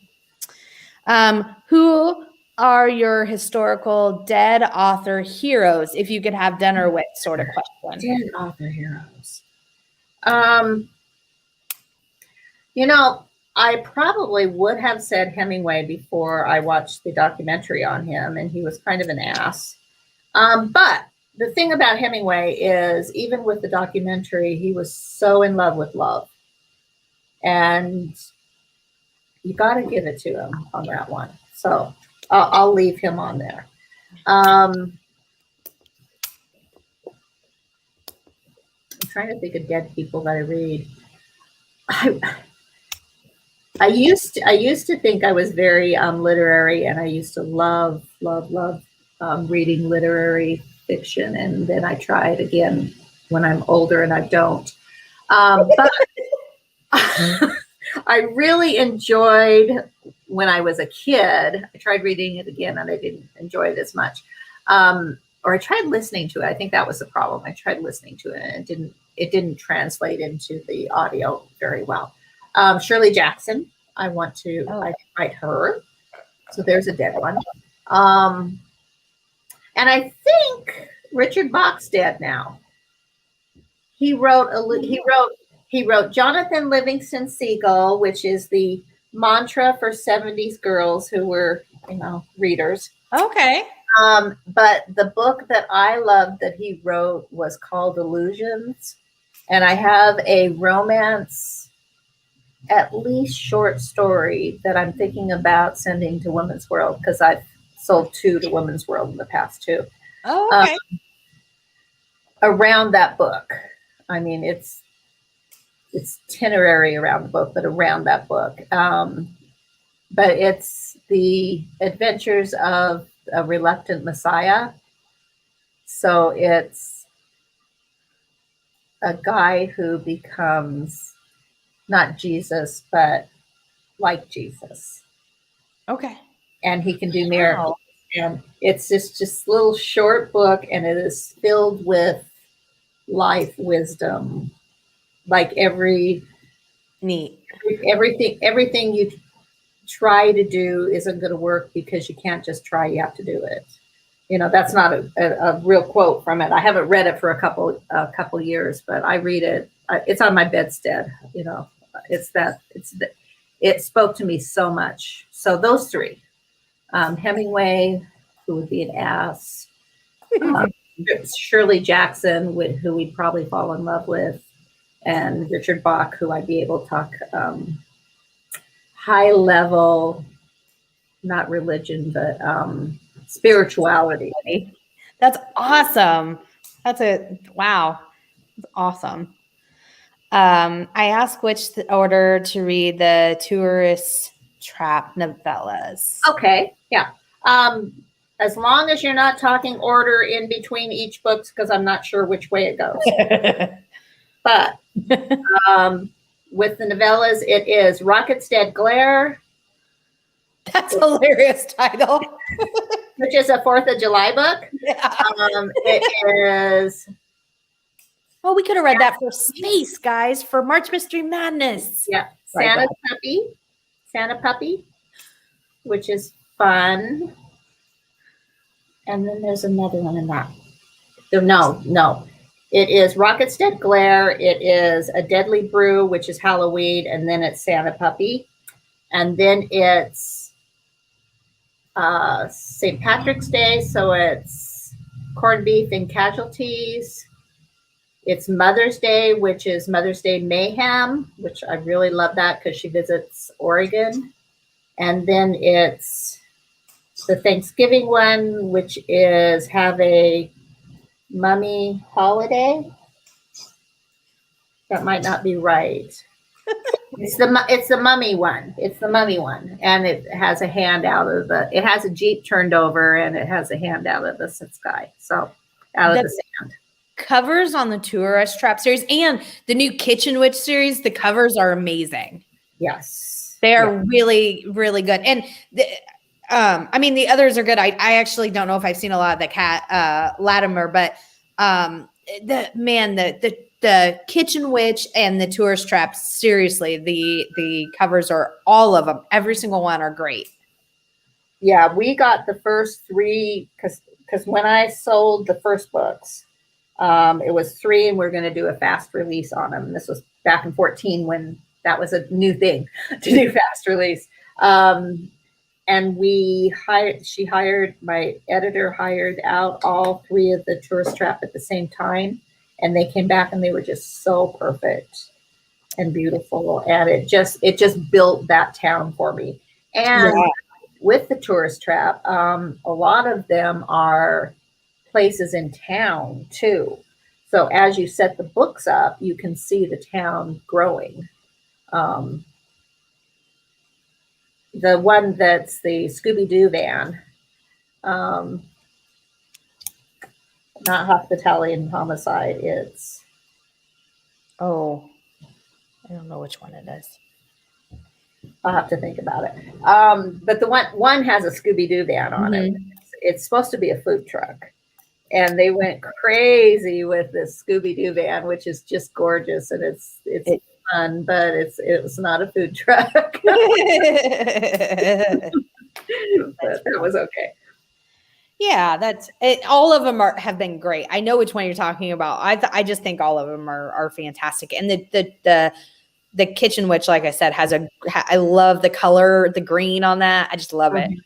Yeah. Now, when I described it, because we were sitting, it was my last trip to New York. We were talking, and I was with the publicist and my editor, and I said, I want like blues, and I want, sparkles, and I want this kind of stuff. And it's like, okay.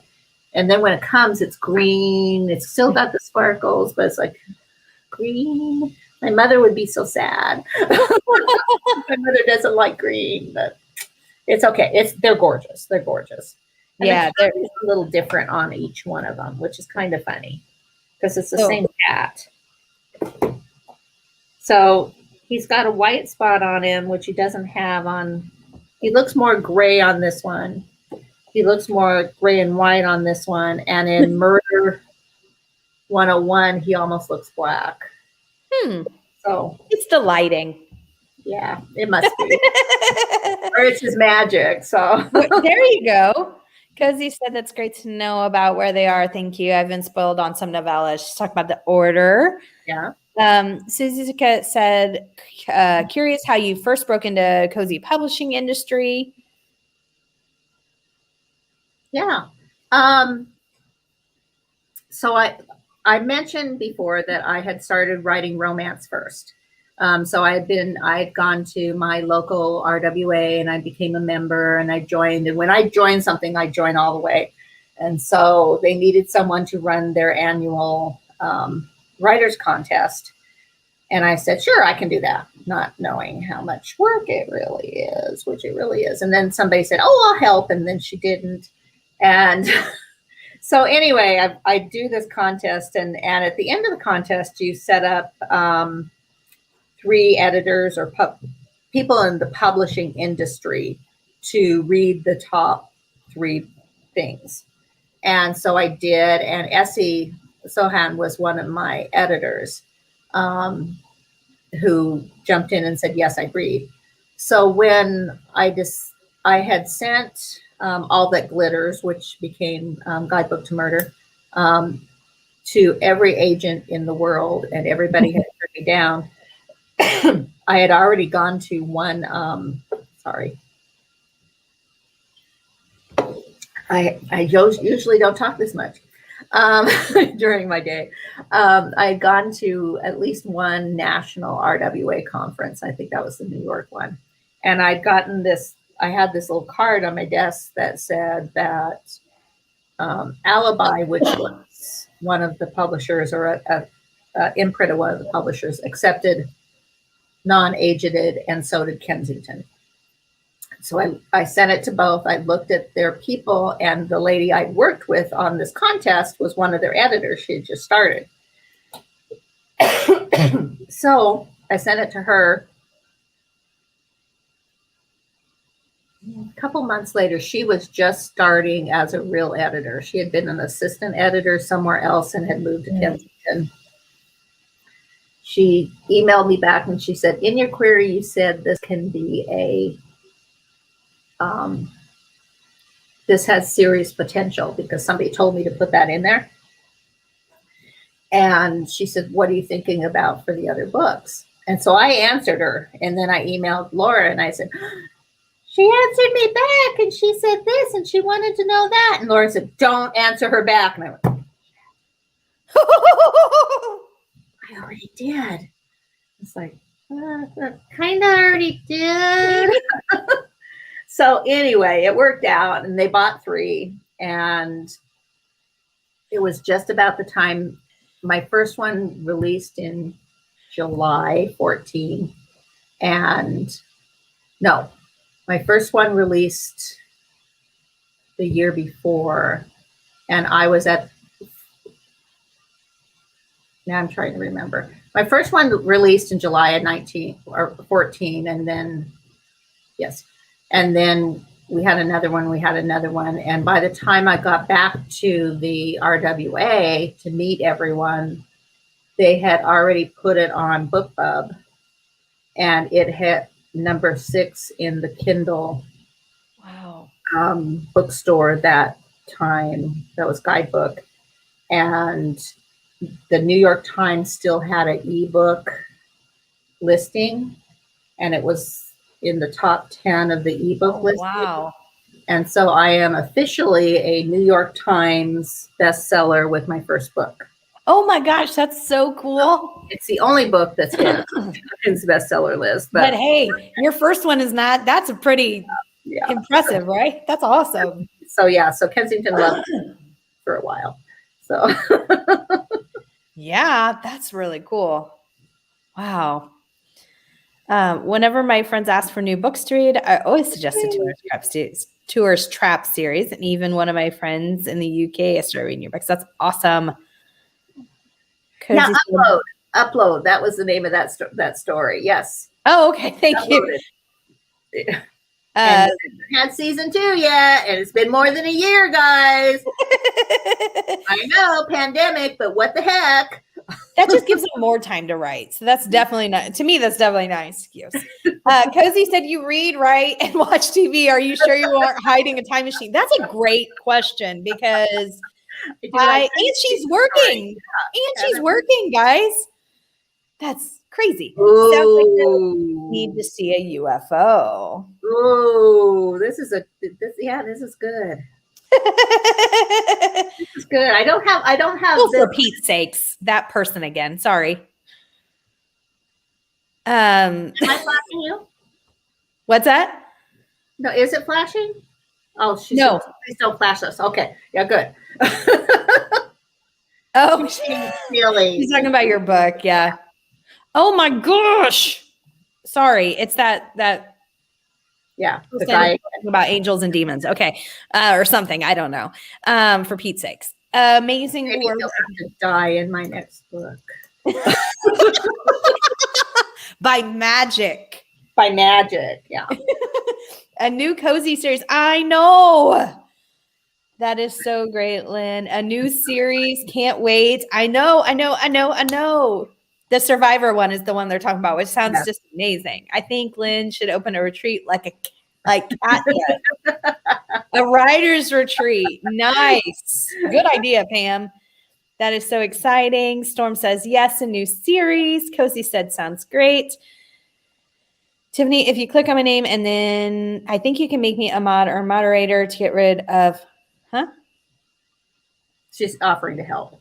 Oh, I don't tell. Okay, hold on. If I click on the 3 dots, it only says put user in timeout. I'm assuming you don't want me to do that. Oh my God, that's good to know. Or block user. So I guess I can block that person if they come up again, but it doesn't say anything else. If you click on my name, I think you can make me a mod. I click on your name, your comment just comes up, Cozy. I'm not sure, but thank you. If somebody else can walk me through it, I would read that. Excellent. Oh, I lost my spot. The idea will make for some very punny titles. It will, yeah. Yeah, I'm hoping. Oh, would you or could you read your own audiobooks? You mean narrate? Yeah. I actually don't even listen to my audiobooks. I have, you can't see them from here, but there's shelves. See my lights? So farther down, I have this whole row of audiobooks, because they used to send me 6 audiobooks every release. Oh, so I have a ton of CD audiobooks. and I got them. I was like, I should open these up and listen. And something about that just fell off. So I've stayed with it. So I don't listen. Sometimes I listen just a little bit to hear the narrator's voice and see how she feels. But I'm afraid that it's kind of like when you're watching a movie that your book's been turned into. And I can't say that I know this personally, but I've heard It's a different format. It's a different telling. And so it's not your telling. So that's why I kind of stay away from that. It's just like, I love audiobooks. Don't get me wrong. When I actually have to drive into work, that's what I do is the audiobook, because I've got a 33-mile drive back and forth. And when I was going in full time, it meant hours and hours, which I've got so many hours back by not going into work every day. I can write another series. It's like, well, we're thankful for that.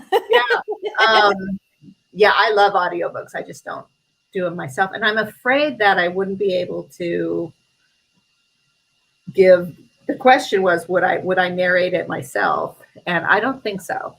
I don't like the sound of my voice. I think I am this deep, sexy voice. That's what I hear in my head.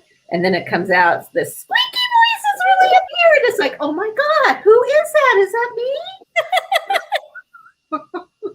So yeah, I in my head, I look body wise and sound a whole lot different than I really do, but that's okay. That's okay. That's funny. Sorry to hear about your dog in the farm to fork. Yeah. These are very pretty breeds of dogs. I think stuck my ear. Your new dogs. Yes. Love The Magicians. Great series. It's on Netflix. Oh, yay. I've watched it over and over. And see, the thing is, I watch TV, but I tend to watch the same thing over and over and over. So we talk about that a lot. I do too. It's not like I'm really watching TV, so I can do other things while I'm watching. So it's okay. I think I talk about that all the time. I'm pretty sure that like Netflix is going to create a button just for me that says, Tiffany, are you sure that you're really actually trying to watch Friends again or whatever it is? Because for me, it's Harry Potter. Yeah. So I think everybody has certain shows that or movies. I worked at Walden Books. Yes. Hey. I love that. Lucky you. Yeah, no kidding. I would have to give them my paycheck. Like they'd pass out paychecks and then they'd be like, and Tiffany, you owe $37. Yeah. My mom, myself, and my daughter are readers. My father and brother are not. Yes, I think it's all that's. I know there is a Carnival Cozy. I even have the first 2 books titled, and I think I have 3 chapters in the first book because I proposed it. No, maybe I just have a blurb. I proposed it to Kensington along with the more serious Tuesday Night Survivors Club. So, gotcha. She said, Tiffany, oh my God, and please kill off Tiffany as a character. It's her dream. You can call me Stephanie. You can, just give me a wink and I'll know. Okay. I know I really do want to be a victim in a story. And oh my gosh, you can't know how excited I am. I have literally talked about a Carnival Cozy forever. That is true. Hemingway was not a nice man. Yeah. But he might be okay for, there you go, Richard Bach. He might be okay for a dinner. Mary Higgins Clark. Yeah. E.C. Andrews. She was different. At least her, if you're thinking because of her book. I read her books. I was way too young to be. I was way too young when I read to read what I was. I was like, I didn't realize that at the time or think it at the time. But now that I'm older, I'm like, wow, should not have been reading that. Yeah. I think mine would be Laura Ingalls Wilder because I was a huge Little House fan. The books. Mm-hmm. And Little House in the Big Woods and that series. I was a really big fan. I never watched the TV show, which is weird, but I was a big fan of those books when I was real young. The only reason I watched the TV show was Michael Landon. Yeah, my mom liked Michael Landon too. So cute. The mummy one. See, now I can block this person. Block user. Okay. It says I blocked that guy was back. It says I blocked him. Good. Thank you, Cozy, because I don't know how to get you as a moderator, but I did figure out how to block somebody. Do you have advice for new writers? Yes, I do. And I think I'll just preface this by saying I think the world has changed as far as publishing, but I think the process hasn't changed. So what I'm saying is you don't have to impress an agent and you don't have to impress a publisher anymore to get your books out into the world. But you better be impressing somebody, so you better be taking care of what you need to take care of before you put your books out into the world. That's all I'm going to say on that. I mean, you need to be attached to a writer's group. It doesn't have to be RWA if you don't write romance. Here, the only one that was around was RWA, and the sync. Sisters in Crime, they met, but they met during the day and they met over in Chesterfield, so it was way too far. And this was a Saturday. But I even remember going there the first time. I drove for an hour to get there and then sat for 15 minutes in the car saying, am I really going to do this? Got in there, got into the thing. And as long as you don't fall in love with the organization and being part of a club, and use it to build your writing chops, that's the kind of writers group you need to be in. If you're too involved in being the president and following the rules and doing those kind of stuff, then you just need to be in a club, and that's great. But if you want to be a writer, you need to write. The thing that RWA did for me, it got me in front of editors, it got me in front of people, it got me in front of a critique group. It made my skin a little thicker as far as, my writing, because I thought it was perfect and it wasn't. But it also got me opportunities and, trials and things I could do. Like I could send the book to a contest and then I'd get feedback and those type of things. So yeah, find a writer's group. Don't send your first book. Write 3 books. There was I'm trying to think of her name. I can see her. She's a erotic author, but very, very popular. And she was saying the same thing, is always write 3 books before you even let anyone see it. And that doesn't mean anyone as in your critique group, but anyone as in you want to be published with these people. You don't want to be published, sending them your first draft. And then don't give up. Tenacity is the important thing in being a writer. Just keeping going and saying, okay, well, no. Okay, well, no. I had sent The Bull Rider's Brother, which is my first published novel, to Harlequin. And I was in Idaho visiting my mom when they rejected me, when I got the rejection.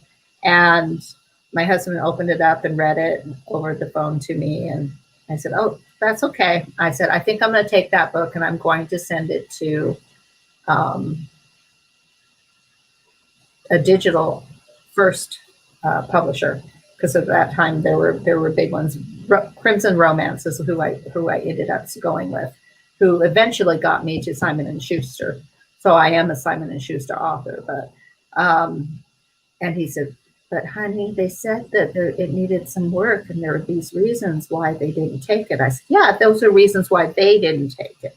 It doesn't mean that it's not good. And I'd edit it, I'd send it, I'd edit it, I'd send it, I did all the work. So I sent it out again. So finding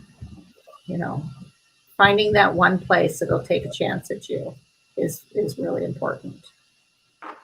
And you don't find it if you give up on the first try. Yeah. Great advice. Really, really good advice, I think. That's awesome. Yeah, because I've never had a single author, and I've done quite a few interviews. I've never had one tell me, oh, I sent off my first book and it was just like, sure, we love it. And get a deal. Like that's not the way it works. So I think that's really good advice. Storm said, going to lose signal. She's probably already gone, but bye, Storm. Storm. Could you tell us a little about your writing process? Sure.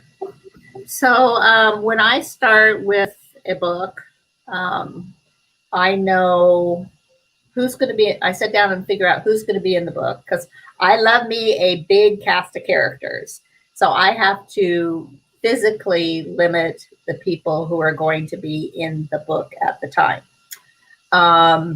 In fact, in this last one, I sent the love interest away for the first 2 weeks just so I didn't have to deal with him. So I sat down and I list out who's going to be in the book, because all of these are series at this point. So they're not the first book in the series. For Tourist Trap, I figure out what the new business is going to be. I figure out probably who dies. Sometimes it changes. And I figure out probably who is the killer. Probably. And then I set up a sheet of paper that has all of the chapters listed on it. In the right little place. Yeah. And this starts at chapter 12, because I redo it, because that I count as writing when I'm redoing my paper, because it's busy work and it makes me feel better. When I'm not writing. So then I just start writing, and I write 2,000 words a day. Wow. And then I set it aside. And if I don't hit my 2,000 words a day, I work weekends. I used to say the joke when I was doing presentations, I always said, I write 2,000 words a day, Monday through Friday. And if I don't hit my words, I write the weekends. And I said, I always write the weekends. Sometimes I have hit the 10,000 words, in a week. So I plan for 8 weeks for a book. And I usually come in right at that, because there's always a week there that something happens. Like this week actually was good. I had the shot, but last week I was on vacation, so I only got 3,000 words. But the week before, I only got 7,000 words because I wasn't feeling good and I had a migraine and blah, blah, blah, blah, blah, blah, blah, blah, blah. Yeah. So is what you're saying you're like a half pantser? Like I'm gonna start calling you like you're a sagging pantser. Like sagging pantser. I like gardener. Okay. I like gardener because you're a plumber. I sprinkle the seeds and then I watch them grow. Yeah. I rarely throw away a seed. I did when I first started writing. It was a romance one where it just wasn't going anywhere and I had to change where it was set. And once I changed where it was set, it flew. But with cozies at this point, I rarely take out a scene because when I go back and read it, I think, yeah, that worked. Now, sometimes when I'm writing it, I'm thinking, this is the stupidest thing I've ever written, and I don't know why I'm writing this, and blah, blah, blah. But then you let it set and you let it simmer, and then when you go back. So this book that I mentioned, I just finished 3 Tainted Teas this morning, and it's because I hit 10,000 words on a Sunday, which tells you I did not write 2,000 words a day on Monday through Friday, but that's okay. Now that I'm finished it, I'll go back and start at the beginning and start reading, and figure out if it's going wrong before I'll send it off to my editor, who will read it again and tell me where it's going wrong if she feels that it's not on point. And she has in the past. She's told me that I haven't I get really into the people. I love the people. I love my characters and I want them to be okay. And I get really into the people and then I forget about the murder.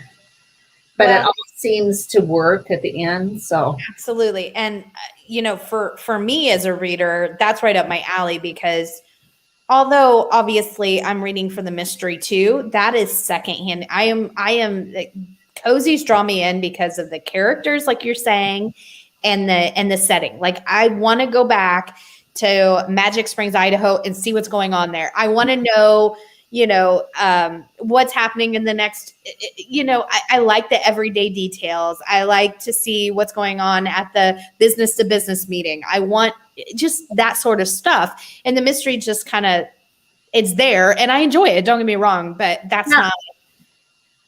So as that kind of reader, that's perfect for me. Which helps with my writing style. I've been reading Saves a Cat Writes a Novel. Save a Cat Writes a Novel. Yeah. And they have certain beats that you have to hit in different places. And because I am, well, we're all kind of, unless we have an MFA, a self-taught writer. I've taken fiction classes in the past through Boise State, but I never got my MFA. Because I'm a self-taught writer, I don't physically think of those beats like maybe an MFA student would. But because I was a big reader for all of my life, they come more natural. And it's like, I feel like this needs here. I feel like this is here. I will mark, 50%. I will mark, this is where the happy ever after needs to be. This is where this needs to be. This is where, killer needs to be found. So my first draft of that chapter pantser thing always has at the end, it's like, happy ever after, and they talk. And then the chapter above that is killers found. And that's all it says for a long time is killers found. And, something about Cat or something about Mia or something about the garden or, so I try to, do that 3 thing, mention something 3 times and do the I know who my red herrings are going to be through the story because I usually put that. I've been playing with a little different structure to think it through, but I don't write from it. It's kind of a brainstorming where you've got the dead body in the middle, and then you do circles around it and how people affect. And that works for me so that I know which people are going to be in the story, but that's mostly the reason I do that. I'm still trying to wrap my brain around 8 weeks. So you're saying 2 months, you start a book and finish a book in 2 months. I start a book and finish a book in 2 months, which is first and second draft. Because I don't usually redraft stuff unless my editor knows this doesn't work. So I send it off to her. She reads it. She tells me where I went off the rails or where I jumped the shark. Or where this doesn't work or that doesn't work, or I have too much magic. One of the stories I just edited, she felt I was doing more magic than mystery, and so we had to set that together. But yeah, so I see it again, and I have a month to do those edits, which I do in between. So right now I'm writing and editing, but I'm editing a different book. I'm editing CAT LATIMER novella. And then it goes away again and I see it at copy edits, and that's when I get down into the sentences again and think, why did I write it that way? That's stupid. So I go through and I change all the sentences, and hopefully I caught all of them before it gets to page proofs. And this is in page proofs. They don't like me to change my sentences, but I try. So it's like, if we could, this would be awesome. And still, even with all of that, some things get through that shouldn't. It's going to happen from time to time. Pam said something funny. She said, be nice, or Lynn she'll write you out or send you away for a couple weeks. Oh my gosh, that's funny. He had to go to a grocers conference in Vegas. So I just didn't have anything to do for him to do. And I didn't want him to be showing up,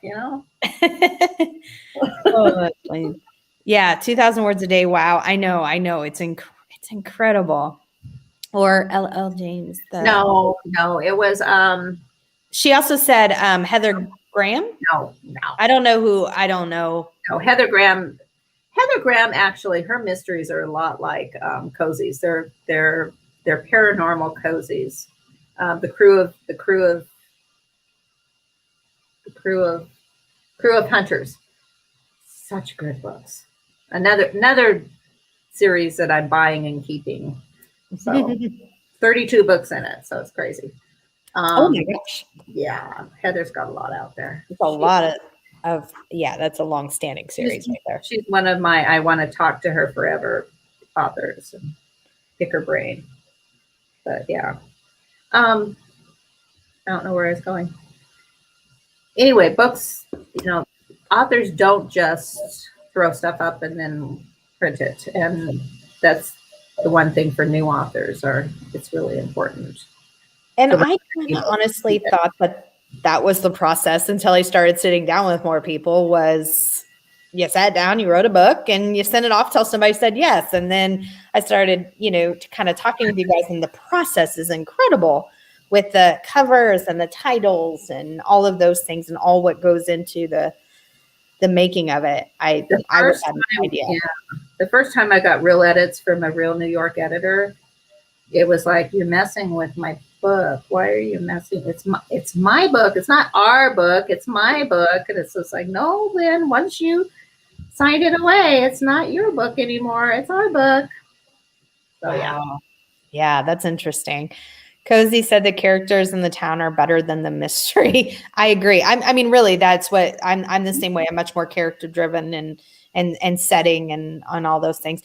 Tell us about the cowboy. I think she's talking about the bull rider, I think, right? Is that your first? No, I think she's talking about my husband.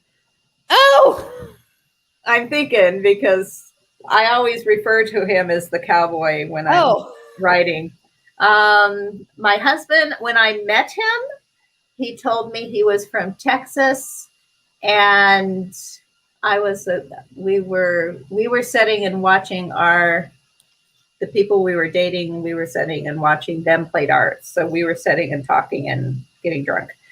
And he told me he was from Texas, and he lies and tells me he never said that, but he did. And I fell in love with the cowboy, and he's a very, very good storyteller, even though he doesn't write. So we've been together for 21 years this August. So that's funny. Yeah, he's a good guy. And he cooks now. So he's because I am setting here for 10 hours a day. He's taken over the cooking. He's baking. He's learning to bake. Oh, nice. He's taken that on, and he's really excited about that. So the next, it says, do your characters have a mind of their own and take over when you write? Oh, yeah. I love when authors are like, I didn't expect this, but Jill just wouldn't stop and went on, and I'm like, that's so funny. They do. And you're setting, because I never know what I'm going to write when I sit down. I kind of know where I'm at in the story, and I sit down and I start writing, and it's just like, well, wait. Deke's in Tourist Trap. Mm-hmm. He was this kid that talked to her during one of her classes. That's where he started. And the more he came, and all of a sudden he was on stage, and all of a sudden, there was an opening, and we had to hire Deke, and it's like, oh my God. They just come in and sit down, and then they don't leave, And now he's off to Colorado, apparently. It's going to be in CAT 8. Yeah, he is. I forgot about it in CAT 7 because I was kind of feeling my way into it self-published, which I don't know why I felt like it was different, because it's not any different. It's just the way it gets to the readers. So I don't know. Yeah. I question myself a lot. It's just like, is that what I want to say? I think that's, yeah. No. I don't know who that is. No, she's a erotic. She wrote the Gray series. Oh, okay. I do know. Well, I mean, I guess I know who you're talking about now. Yeah. I enjoy the Crew of Hunter series. That's a Heather Graham, right? Yeah. Sylvia. Shoot, I can see her. Sylvia, somebody. Sylvia. Beautiful woman. Anyway, it's Sylvia. That's what I meant. Gotcha. Yeah. So can you tell us the dates of what's coming out next that you know of, again, because you have so many that are coming out and it's just crazy before we all, oh, good. Okay. So I've already mentioned April 27th is Murder 101, which is the second Kitchen Witch novella. The 1.5, right? The 1.5. It's a fun high school reunion where the mean girl gets killed. Oh, well, that's fun. Yeah, I love killing the mean girl. A pumpkin spice. Oh, no. Sorry, back up. Body in the Book Drop will be coming in late May, which is a CAT Latimer prequel. I have it set as May 18th, but there's some negotiation on that date, which I won't get into the drama behind it, but negotiation on that date. So right now it's May 18th and it's up for pre-order and the cover is gorgeous. July 5th, A Pumpkin Spice Killing, which is the third novella into the Farm to Fork stories. And the Farm to Fork novellas are all team building events for the the county seat, which is the restaurant they run. So it's all offsite. It's all team building events. Penned in was the Halloween one where they went to the haunted prison. So yeah. So this one, they're going to a veterans home to help clean it up so that she can continue to have people come in. Okay. And then July 27th, Two Wicked Desserts is coming out. Yes. It is book 2. That's why it's called Two Wicked Desserts in the CAT Latimer series. I said it again. I did it last time too. The Kitchen Witch series. And then there will be a full CAT Latimer in September. Jeez. That is called A Killer Christmas Wish. A Killer Christmas Wish. And that's a fun one. It's a little shorter. Right now it's e-only and it's Amazon only. Sorry, Pam. For 3 months and then it'll go wide. So I'm still feeling out this whole self-publishing thing and where's the best way to put it out. So, and then ending the year will have a Holly Haunted Holiday, which is the third Kitchen Witch novella. So 2.5. Wow. And then we will get the third Kitchen Witch, which is 3 Tainted Teas in May of 2022. Wow. So if you're doing some self-publishing, I'm just asking. Yes. Are you considering toying with the idea of continuing?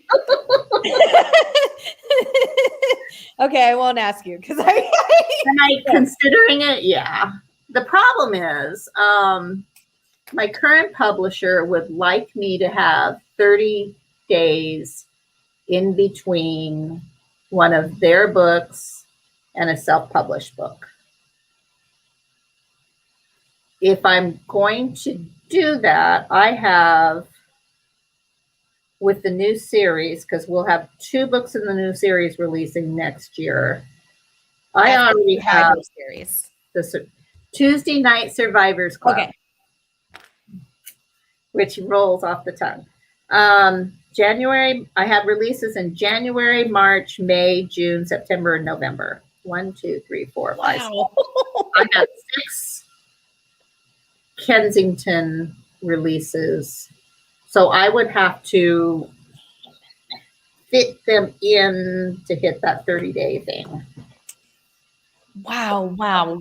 So the soonest I would get another Farm to Fork out if I chose to do that, which I'm really tempted. I really am. I hate closing a series. Hate it. Especially when I think it just needed a little bit more time to develop like Tourist Trap, but Tourist Trap came out of the gate so hot and heavy that they think all of them should, but that's another story. It wouldn't release until 2023 anyway. That's okay. That's okay. So we've got some, and I only have 3 right now. I only have 4 books, 3 regular books and a self-published book to write next year. So I'm going to be bored anyway. So with 4 books, you're going to be bored. Oh my goodness. I am writing that's releases. 1, 2, 3, 4, 5, 6. 6. I'm writing 6 books this year. 7, because I'm actually pulling one of the 22 ones in because it's due late January and I need at least 8 weeks. So wow. And we'll have Christmas in there too. So I'll pull. And then you can fit in your traveling carnival book, where you kill off Stephanie. Hint, hint. Mm-hmm. It's going to be perfect. Well, see, and I do have time for that. And it has been something that has gone through the planner process of my brain. So we'll see. Oh my gosh. 2 books named. So yes. You're killing me, Lynn. Now I need to get a Kindle too. Well, and I'm I know. I read that too. That's hilarious. Yeah, you made me stop. I'm not saying that they will not always be on Amazon only. My thought process at this point is to do Amazon for 3 months to hit the Kindle Unlimited and move them out into the rest of the world.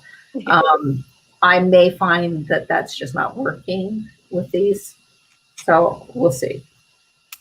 The nice thing about writing is it's always a trial and error. Nothing's ever totally wrong. You can fix it. That's a good way to look at things. Oh, yep. See, Cozy has a perfect idea.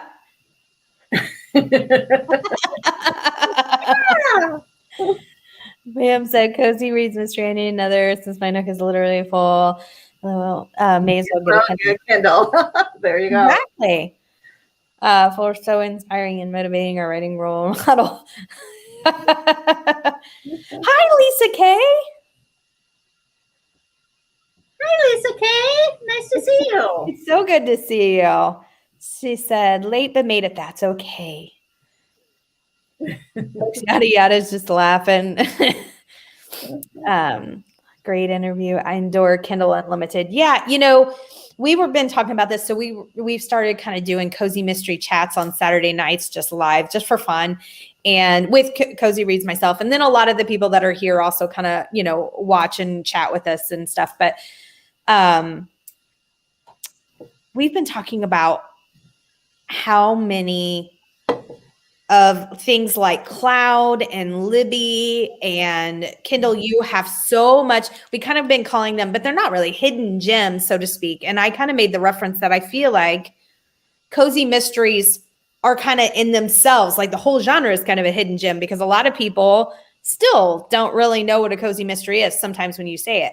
But the ones that you just find on what you're talking about, on KU, or I have been finding a ton of great, they have to be some sort of self-published books on like Cloud and Libby, just really good series, solidly written that are I just feel like tucked away.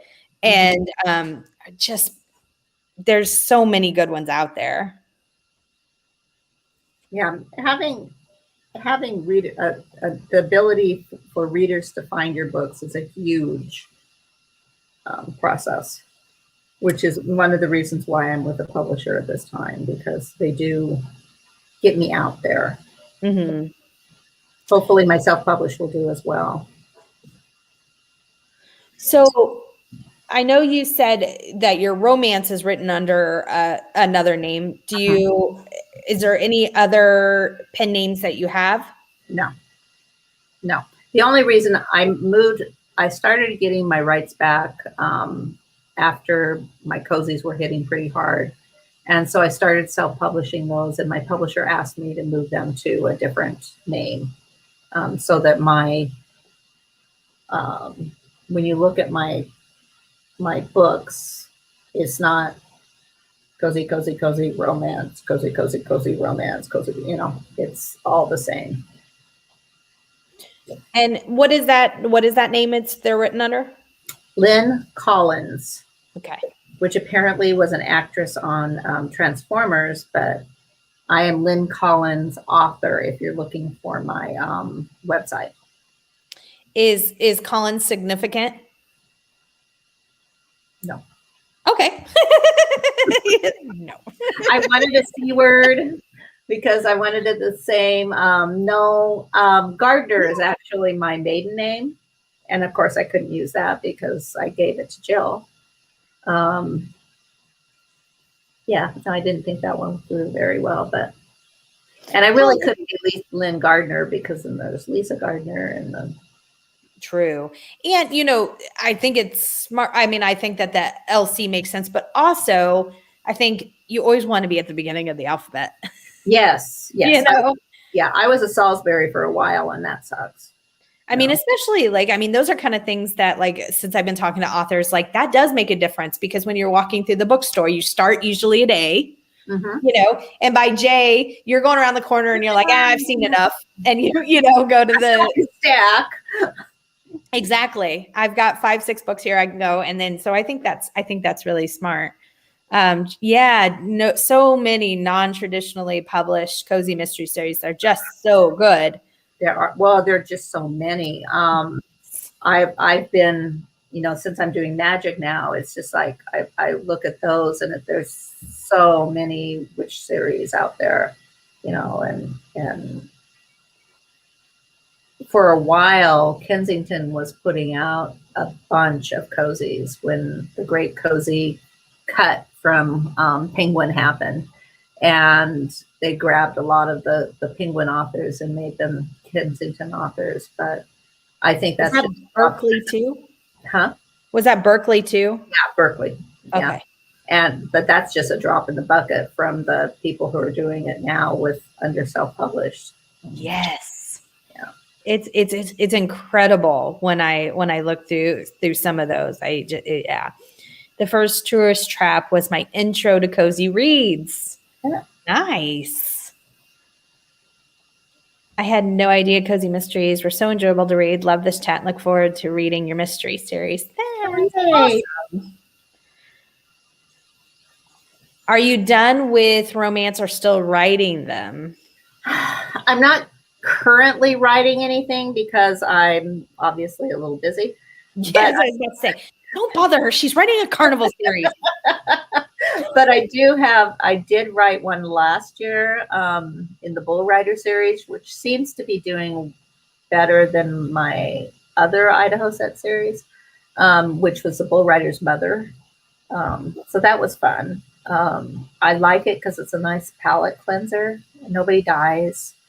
But I've got this idea for and I don't know if it's going to be a women's fiction, because I'm getting all of these things, and Barbara O'Neill's last book was a mystery, but it was they had a dead girl, they had a missing girl, and they had a missing woman, and it was considered a women's fiction. But I have this idea that I've been playing with for the last 10 years. And I'm going to do a proposal this year, but I don't know where it's going to fit in my planning yet. So we'll see. Wow. I can't believe how much you have taken on or coming up. When you can start going to in-person meetings again, I'm hoping for you to come to the Philly area. I'd love to get your books in paperback. Now, there's a Cozy Con in somethingburg, Waynesburg. But is that the other P word in Pennsylvania? You can tell I'm so good at the P words. Is it Waynesburg? There is a Cozy Con coming up that's in Pennsylvania, but I think it's on the other side of the state. And that'll be in April of 2022. I'll get it on my website soon.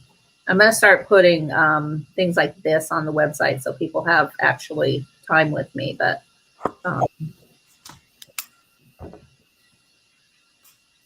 yeah.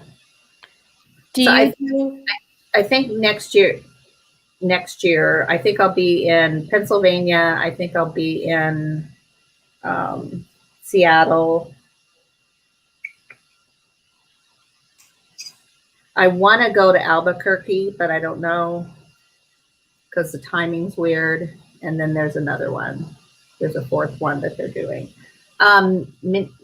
Well, maybe. I think it was Minneapolis, but I'm not sure I'm going to Minneapolis right now. So are they all Cozy Cons?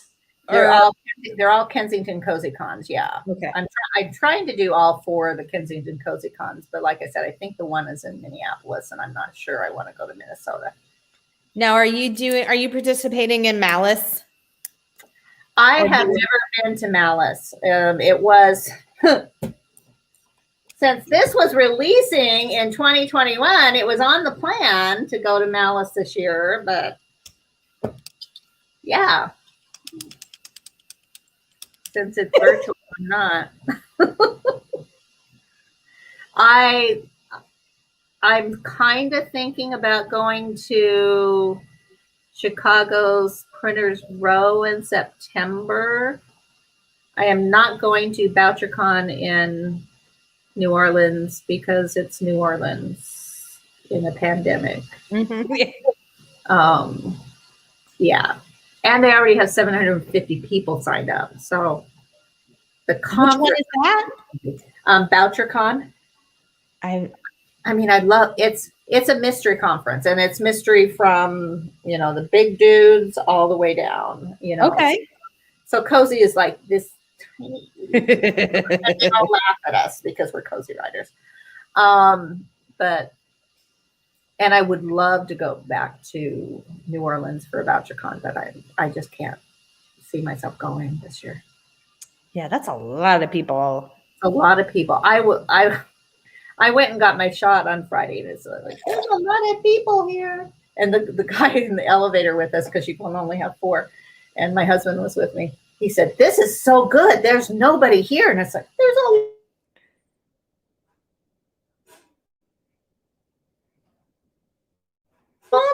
I either froze or you did. No, there you go. Yeah. I'm okay. I was going to say,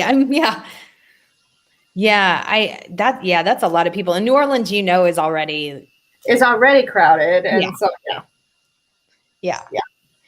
I've only been to New Orleans once and I loved it, but I definitely went I should have went when I was a little younger and still in that phase of life, because we went to Bourbon Street. We stayed kind of down close to Bourbon Street. I can't remember what hotel, but we go to bed really early. We get up really early. And so it was loud and we were like, here we are, And the other thing was we went downstairs at 5 a.m.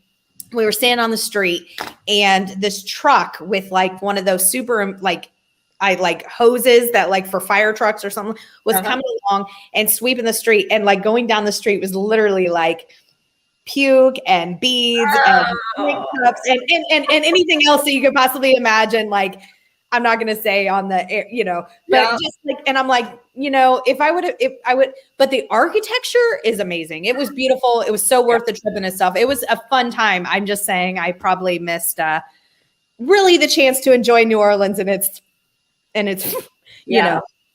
Yeah, no, I go for the food. I mean, Laura and I went to Commander's Palace when we were down there for the last Voucher Con.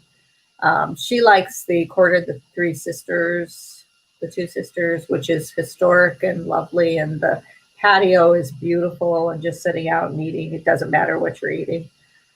There's just so much good food. If I'm going on a trip, I'm going to find someplace amazing to eat. And if I don't, I'm very sad. Any inspiration for Aunt Jackie? What's really funny is I'm going to have to dedicate this next book to Aunt Jackie because she just passed. But not that Aunt Jackie, but my Aunt Jackie. It was in December and they're doing her memorial in May because of COVID. But she's always been someone in my life, but not in my life. So my sisters were really close to her because they're 7 to 10 years, 10 to 15 years older than me. So they'd been, very close to her and she was just, everybody talked about her, but I didn't really know who she was. But she knew who I was and we talked several times and those type of things. But when I started writing that, like I said, I gave Jill my last name. And so I added an Aunt Jackie because, it's kind of a cool little name and that's kind of fun. And so then when the books came out, my sisters read them. She said, you just nailed her. I don't know how you knew so much about her because you just nailed her personality and everything. And it's just like, well, I don't know because it must have been from the magpie thing, grabbing information. But no, she's really just the Aunt Jackie I would want. Mm-hmm. And I really like that she's happy now. So we're happier. I'm not sure Aunt Jackie ever gets happy, but she's happy. Lisa K, I dubbed the paranormals paracozies. Why are you laughing at me? I think my comment got lost. Would you be able to post a list of your upcoming releases on the new Facebook page? Yes, I will do that. Awesome. Good comment. Good comment. BookBub was where I first found Lynn's books. I get BookBub deals every day, and they are some great deals. Oh yeah. Oh, so what's what you have? Mechanicsburg. Oh, she's talking about Pennsylvania, maybe? Yes. That's the place in Pennsylvania I'm going to in Is that the place we thought was Waynesburg? Yes. That's the place we thought was Waynesburg. Because Wayne is probably a mechanic. And there you go. I see the stretch now. I see the stretch now.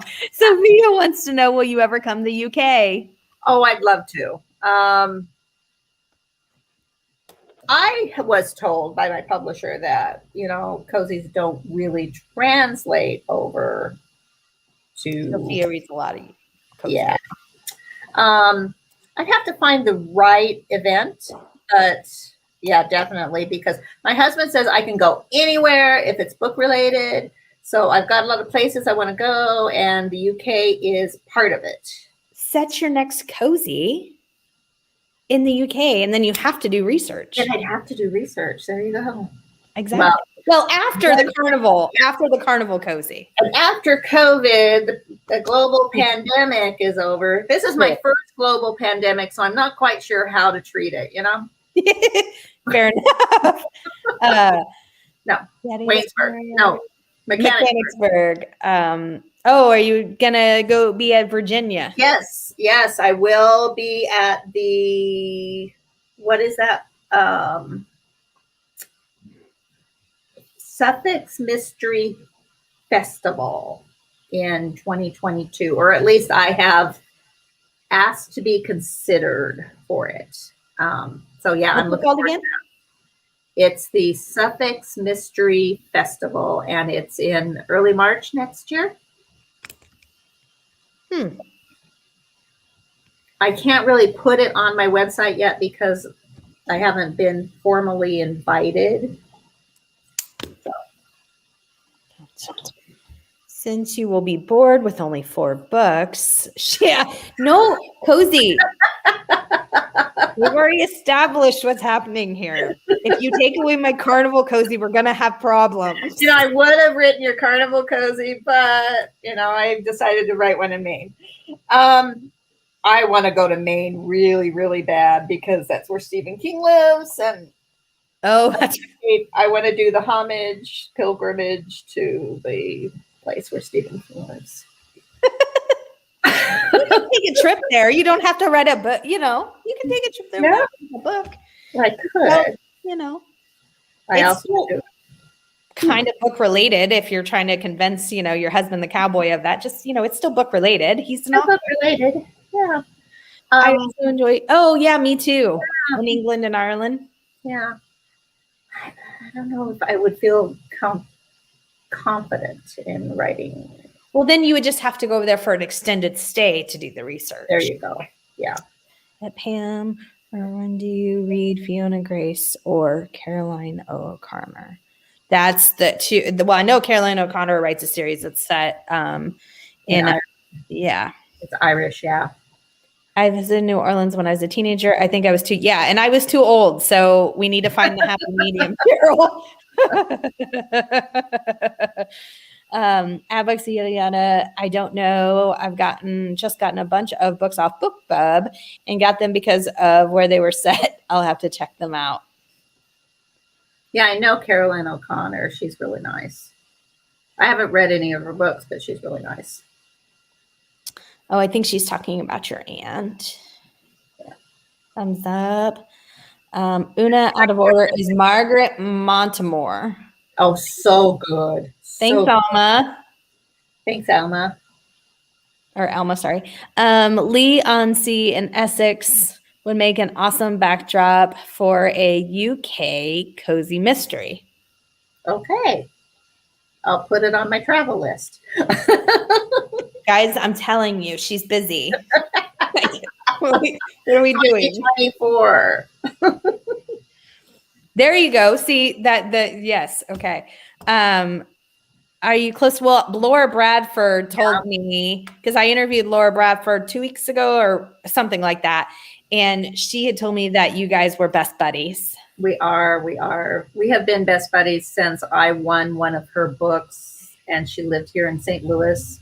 And she asked me for she was on a blog, Good Girls Kill for Money, I think. And I won a book. And so she asked me for an address, and then she found out that I lived near St. Louis. So we met for lunch one day, and we just kept meeting for lunch, and then we became best friends. And then she moved away and left me and went to New York. But we stayed friends.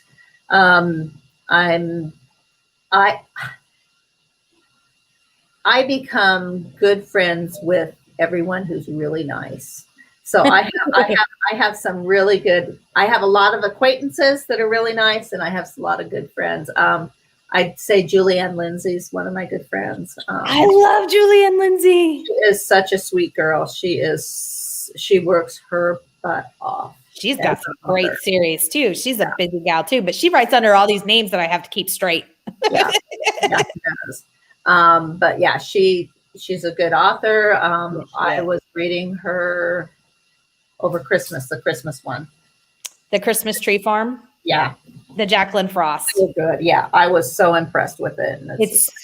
I love that series. And the new one's coming out. Oh my gosh. Is that the one you were reading, book 3? No, I was reading the first book. Oh, okay. I was going to say, you can tell. Okay. She's just really dedicated to making sure the work's good. And I appreciate that in somebody, Absolutely. Somebody who takes the work seriously, because as fun as all of this is, it's a job. True. And day 1, it's a job, and day 452, it's a job, and it's a job. And if you're not going to take it seriously, don't play with me. Yeah.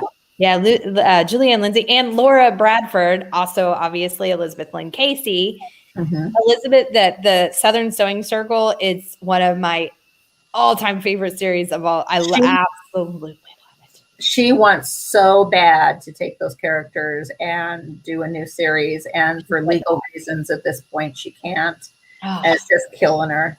It's just killing her. You said that, and I'm like, I was so excited about it because, and especially because I think the twins would make a great spinoff. Yeah. And so Julianne Lindsay, Laura Bradford. Who else do I know? Oh, I know Carlene O'Connor. I usually grab onto somebody at a conference because I'm such a one person and hang out with them. It's been a while since I've been in a conference, so yeah, those are the people I talk to the most. Oh, Angie Fox. Oh, if you don't know Angie Fox, I don't know if you do ghost cozies. I dabble in ghost cozies, but I don't know that name. Southern Ghost Mysteries series. She did the Accidental Demon Slayer series. Oh, she's killing it. She's freaking killing it. Angie Fox. That's crazy. This author, and cool. Before the pandemic, we used to get together and have lunch a couple times, every other month or so, and she's just amazing. Really good author. Great stories. I do those all the time. She has a Southern lady who has a ghost attached to her who's a 1920s gangster. Oh, okay. And he is so funny. Yes, now I'm in. Okay, yeah, he is so funny. I love anything. Yes. And yes, they're all on audio. She does a good. She's really good with the self-publishing. She has a Monster Mash series out there that's funnier than heck. Yeah. That's awesome. See, there's so many authors that's just hard to crazy. I could help you, Lynn, with the language and British ways. There you go. A consultant. See, now I can't write the carnival stories. You're a consultant. Yeah. Tiffany might create a misery situation. I know. You are, you know. And she kind of knows where I live, too. Earlier. I do kind of know where she lives. Yeah. Just saying. True story. And Cozy Mystery Others are so nice. Haha, because she's not kidding. No, I'm kidding. She has plenty of time. You don't know. Did you not hear her schedule, Pam? I think there's a laughing tears. I know. She's teasing. I'm just teasing. Yeah. Angie Fox has the fun Southern Ghost series. Yeah. Yep. I Googled upload. It says to expect season 2 sometime late 2021 or early 2022. Okay. I'll give them a little bit more time with this. Oh, good. Some of the Angie Fox series is available on Audible Plus. Nice. Nice. Thanks at Alma Collins. Looking forward to it. Oh, the upload. Okay. Gotcha.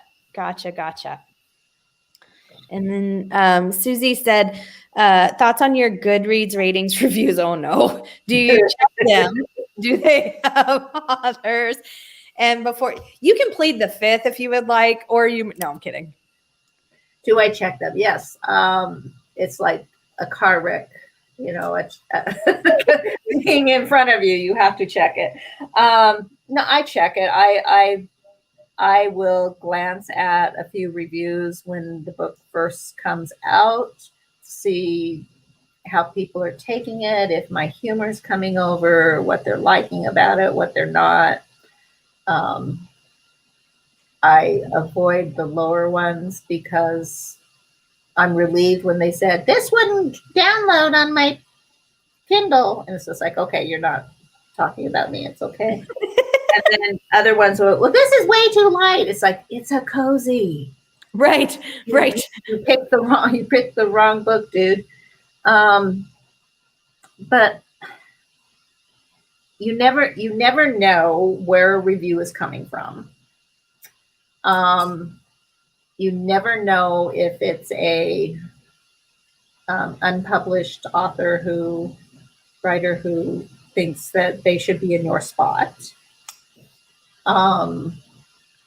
You never know if it's someone who's really put some time into it and really thought about it, but just doesn't like witch cozies. Because I was very concerned writing the Witch Paranormal series. I wanted to. I love that genre, especially with the television issues or television shows. But I was afraid of the negative,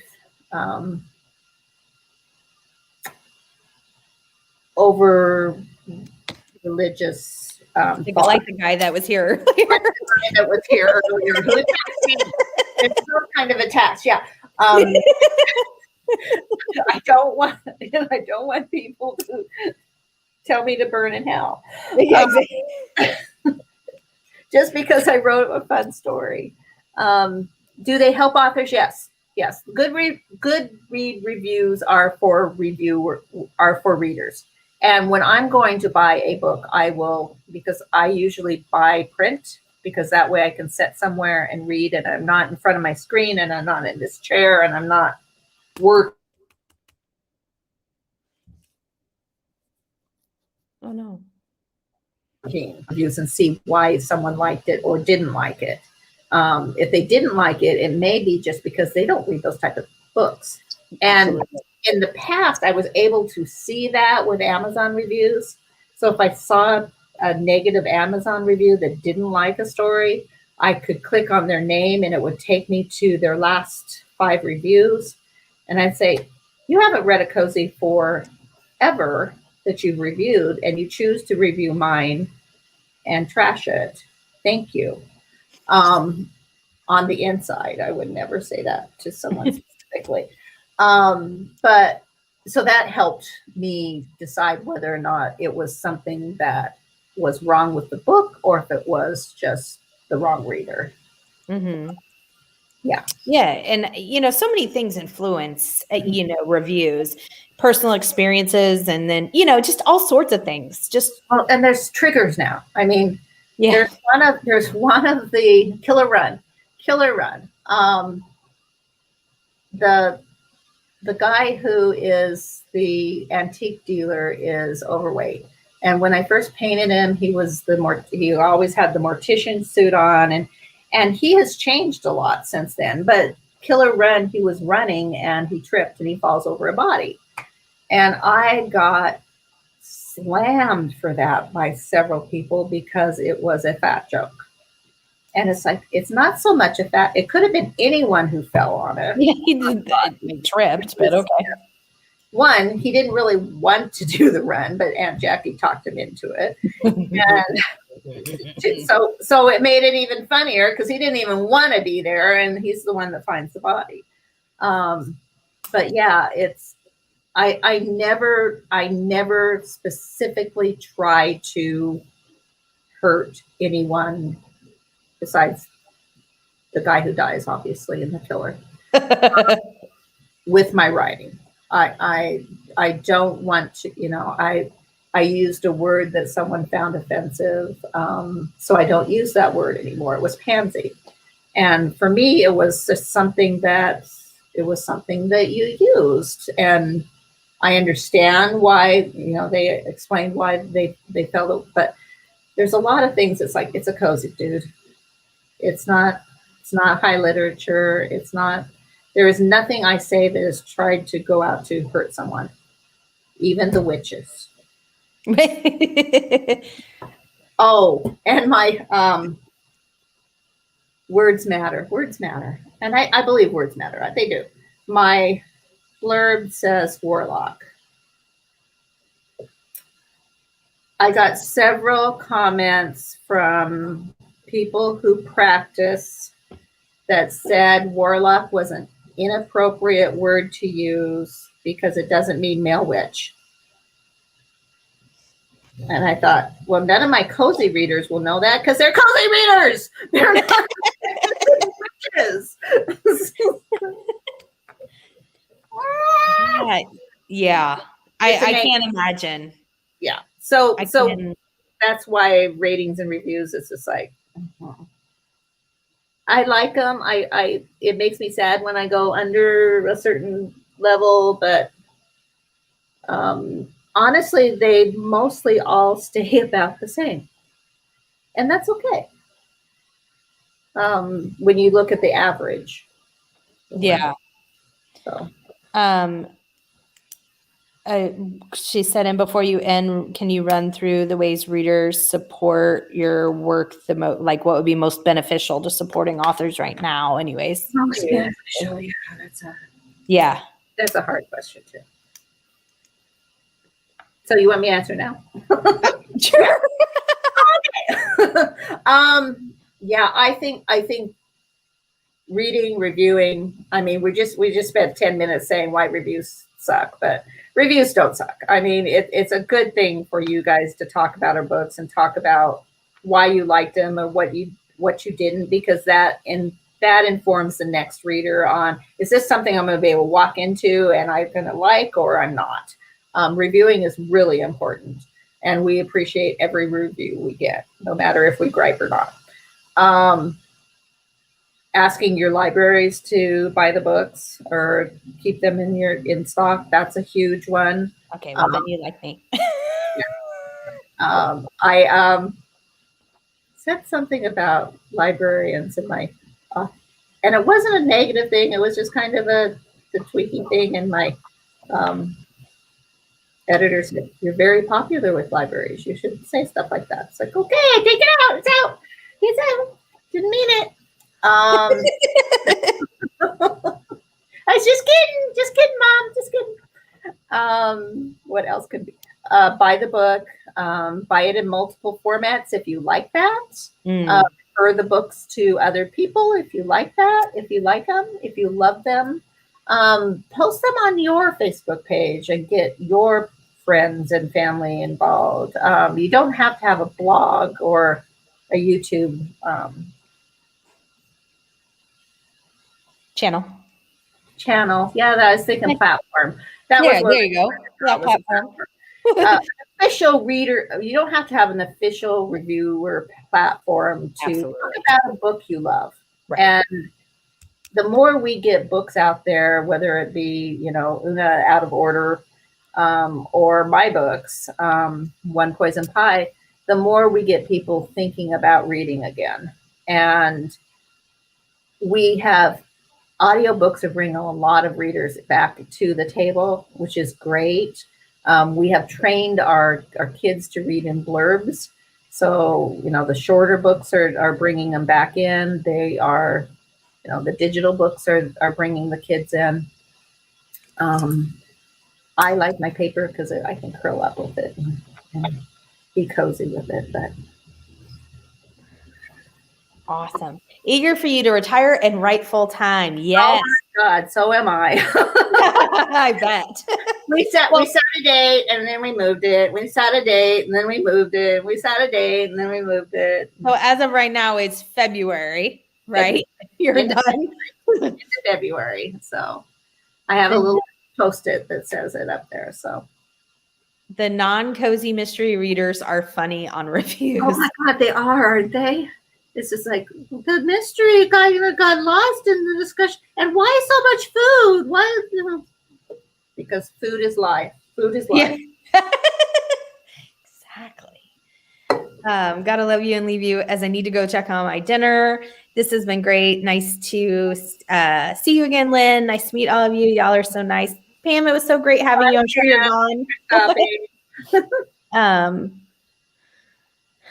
Bye, Pam. Bye, Pam. Come back for our chats. Pam, yeah. I love Witch Cozies. I haven't read yours yet, but Carol J. Perry has a great series. Yeah. Now you have to worry about trigger warnings and being diverse, politically correct. Just read for enjoyment. Yeah. I'm a big library supporter. Me too. I am too. I almost said I love your pictures of Dexter and Quinn.